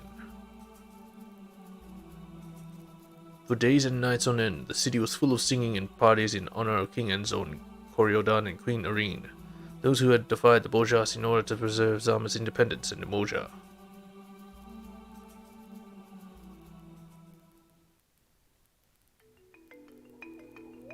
The city went back to normal little by little, but the King of Zama often spent time on his own in the palace garden, gazing into the distance. Even if the Zamians had briefly glimpsed the brutality of the world, they were still unaware of the true stakes and the threats which loomed over them.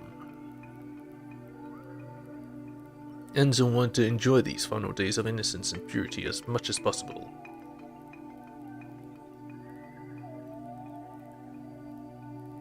Like his father before him, and no doubt Nasser, the founder of Zama, the Kori-Odan's heir, had to be the one to keep a watchful eye on the horizon in order that others might live. But he wasn't alone.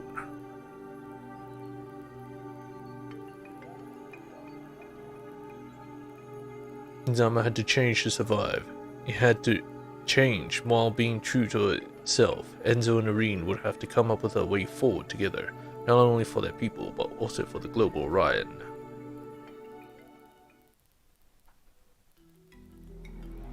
Even if she hadn't gained the power of Umoja Nafsi, Queen Dakina aka Ron had the clear field, in which case plan her global awakening.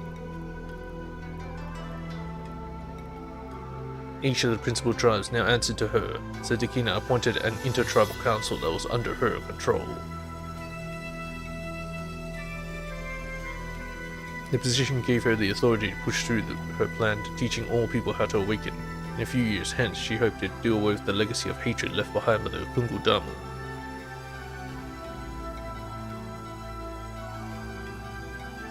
But at the bottom of her heart, the Bolsha Queen knew it wouldn't be as simple as that. For a long time yet, wars and conflict would be inevitable to ensure all nations understood her vision. She had chosen to pay this price a long time ago and was prepared to see it through to the end.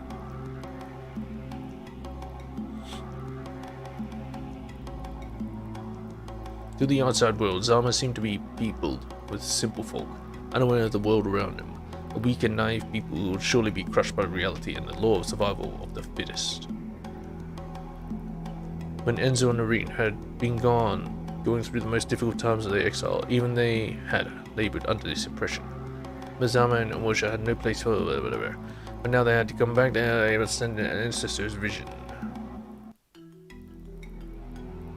No place in the world.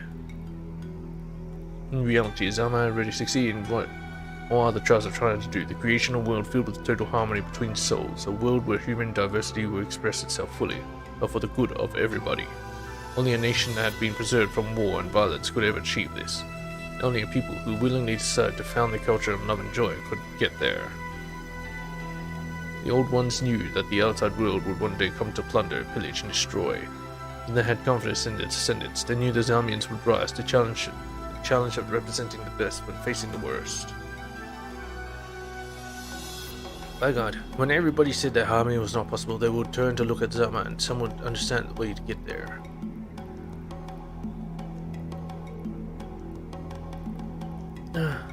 It was to protect this symbol, this way of life within the global Aurion, that the king and queen of Zama had to be strong and watch over their people. The Umoja of Zama and their way of looking at the world is the true legacy of the Kori-Odans, embodying the source of inspiration which the world would need, sooner or later. Ye who watch from behind the veil, consider well the words of the griots. They are no chosen ones, they are only ones who accept the weight of their legacy.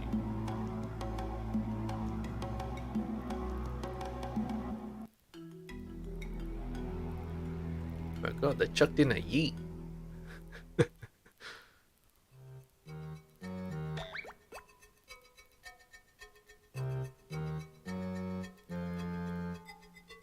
It has to be said that Germain remained Germain.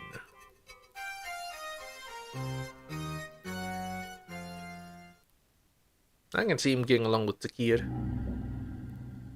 But behind his habitual candor, the Pajama Prince was filled with a sense of sadness that he had many questions that needed an answer.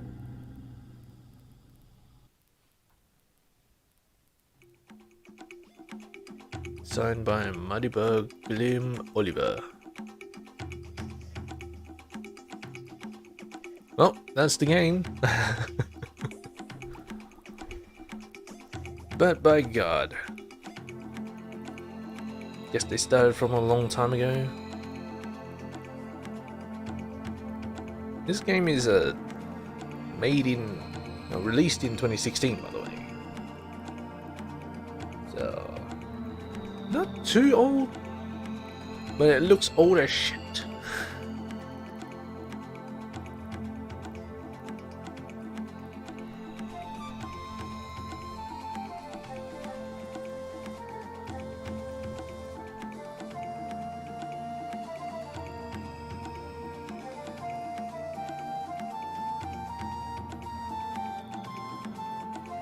But yeah, that is Aurion, or Aurion. Legacy of the Kori-Odan. I don't think I actually got that much closer to understanding the whole culture behind it, but whatever. Whatever. As an RPG experience, it's kind of mediocre, actually.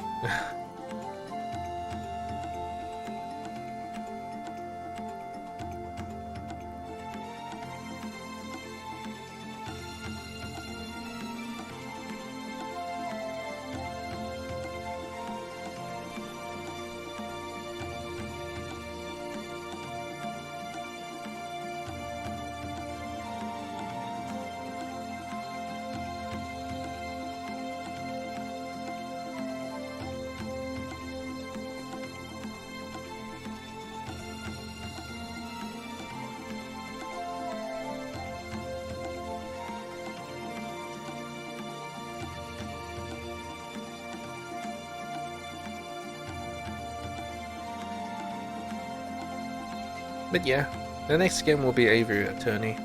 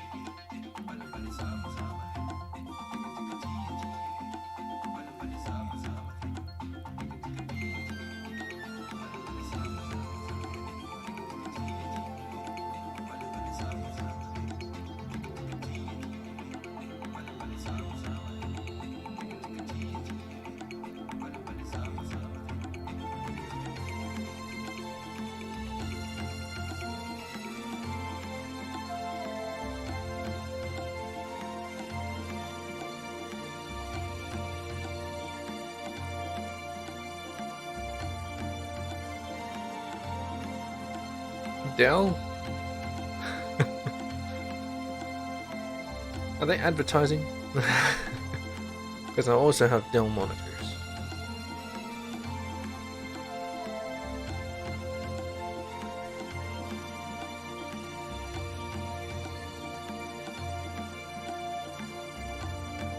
But yeah, make of it what you want. It's alright. Nothing too bad, nothing too great about it. It's just mediocre.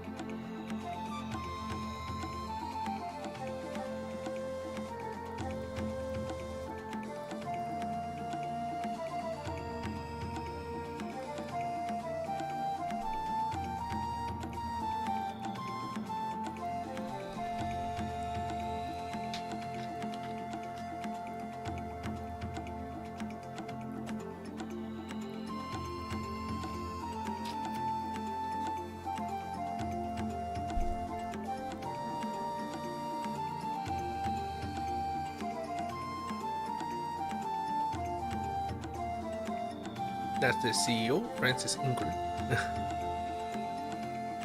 Wait, there's two people there. Who's Olivier?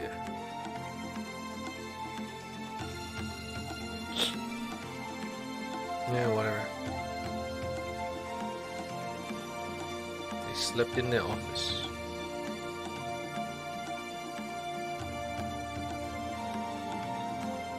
Well, it looks like it's a small studio in Africa.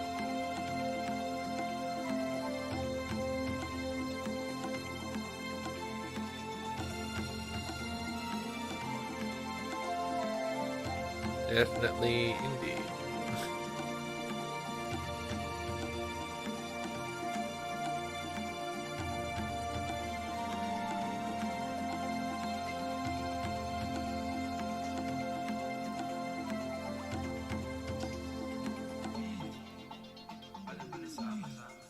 You can't fault them too much, but with the current caliber of it, it unfortunately cannot compete in the market.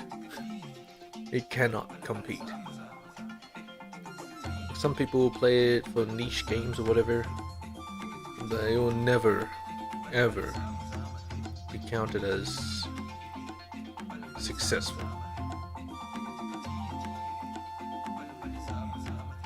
Competition is just too tough. What am I supposed to say?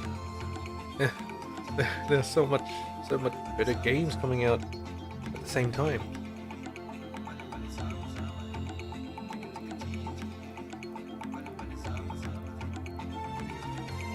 This game, when it came out, already looked 10 years old. this game came out 10 years before? Maybe. Just maybe. 2016, so 2006. Actually, maybe a bit before that.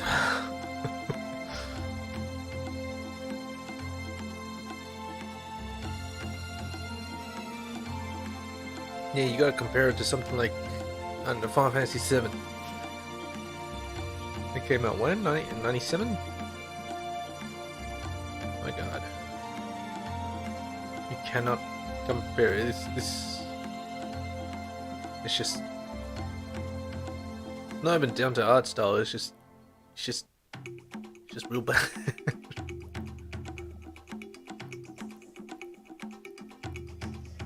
Audio's fine. Nothing wrong with audio.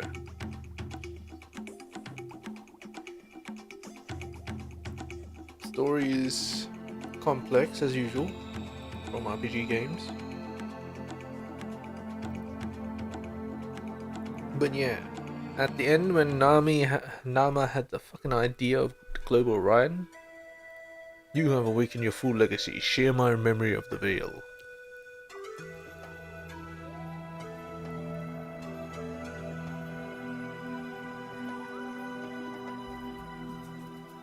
That's the two sons being born. Left is the remain, right is Enzo. Where's the mother? Where's Enzo's mother at? There's Nama and Nabi. Again.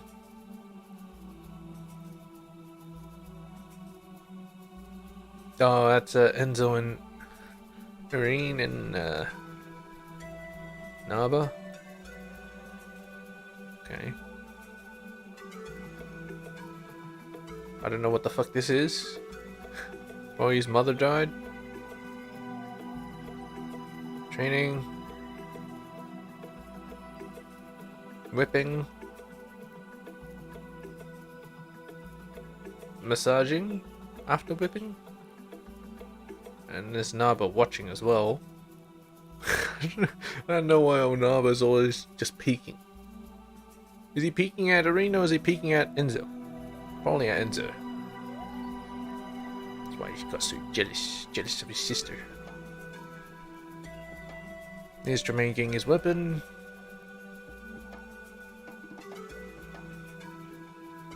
I don't know what the fuck this is. This is probably Aurion's father. Giving gifts? Or receiving gifts? I don't know.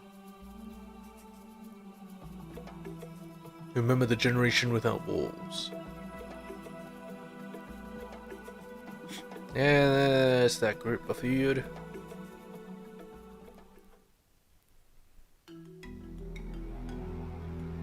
Okay. Well, yeah, as I said before, all of a sudden, Nama had this great idea of a global awakening, forcing them. It's just like, what? Like all of a sudden, there's this. She suddenly had this grand plan.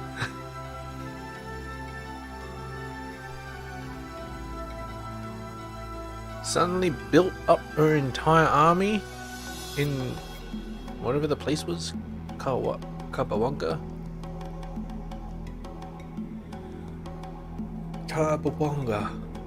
An army that rivals the fucking Abojar's army. And she's been at Zama for most of the time. And she built that huge an army. Alright. Mostly, the Bawangas were mostly peaceful people, by the way.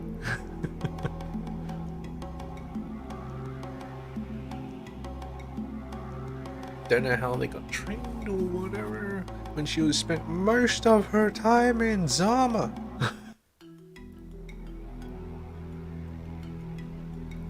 Yeah, whatever.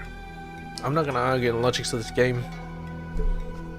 You can argue it for yourself when you play it. Or if you don't want to play it, then whatever. If you watch the video or whatever. Well, that is another game played through and done so. I'll catch you in the next one. Peace.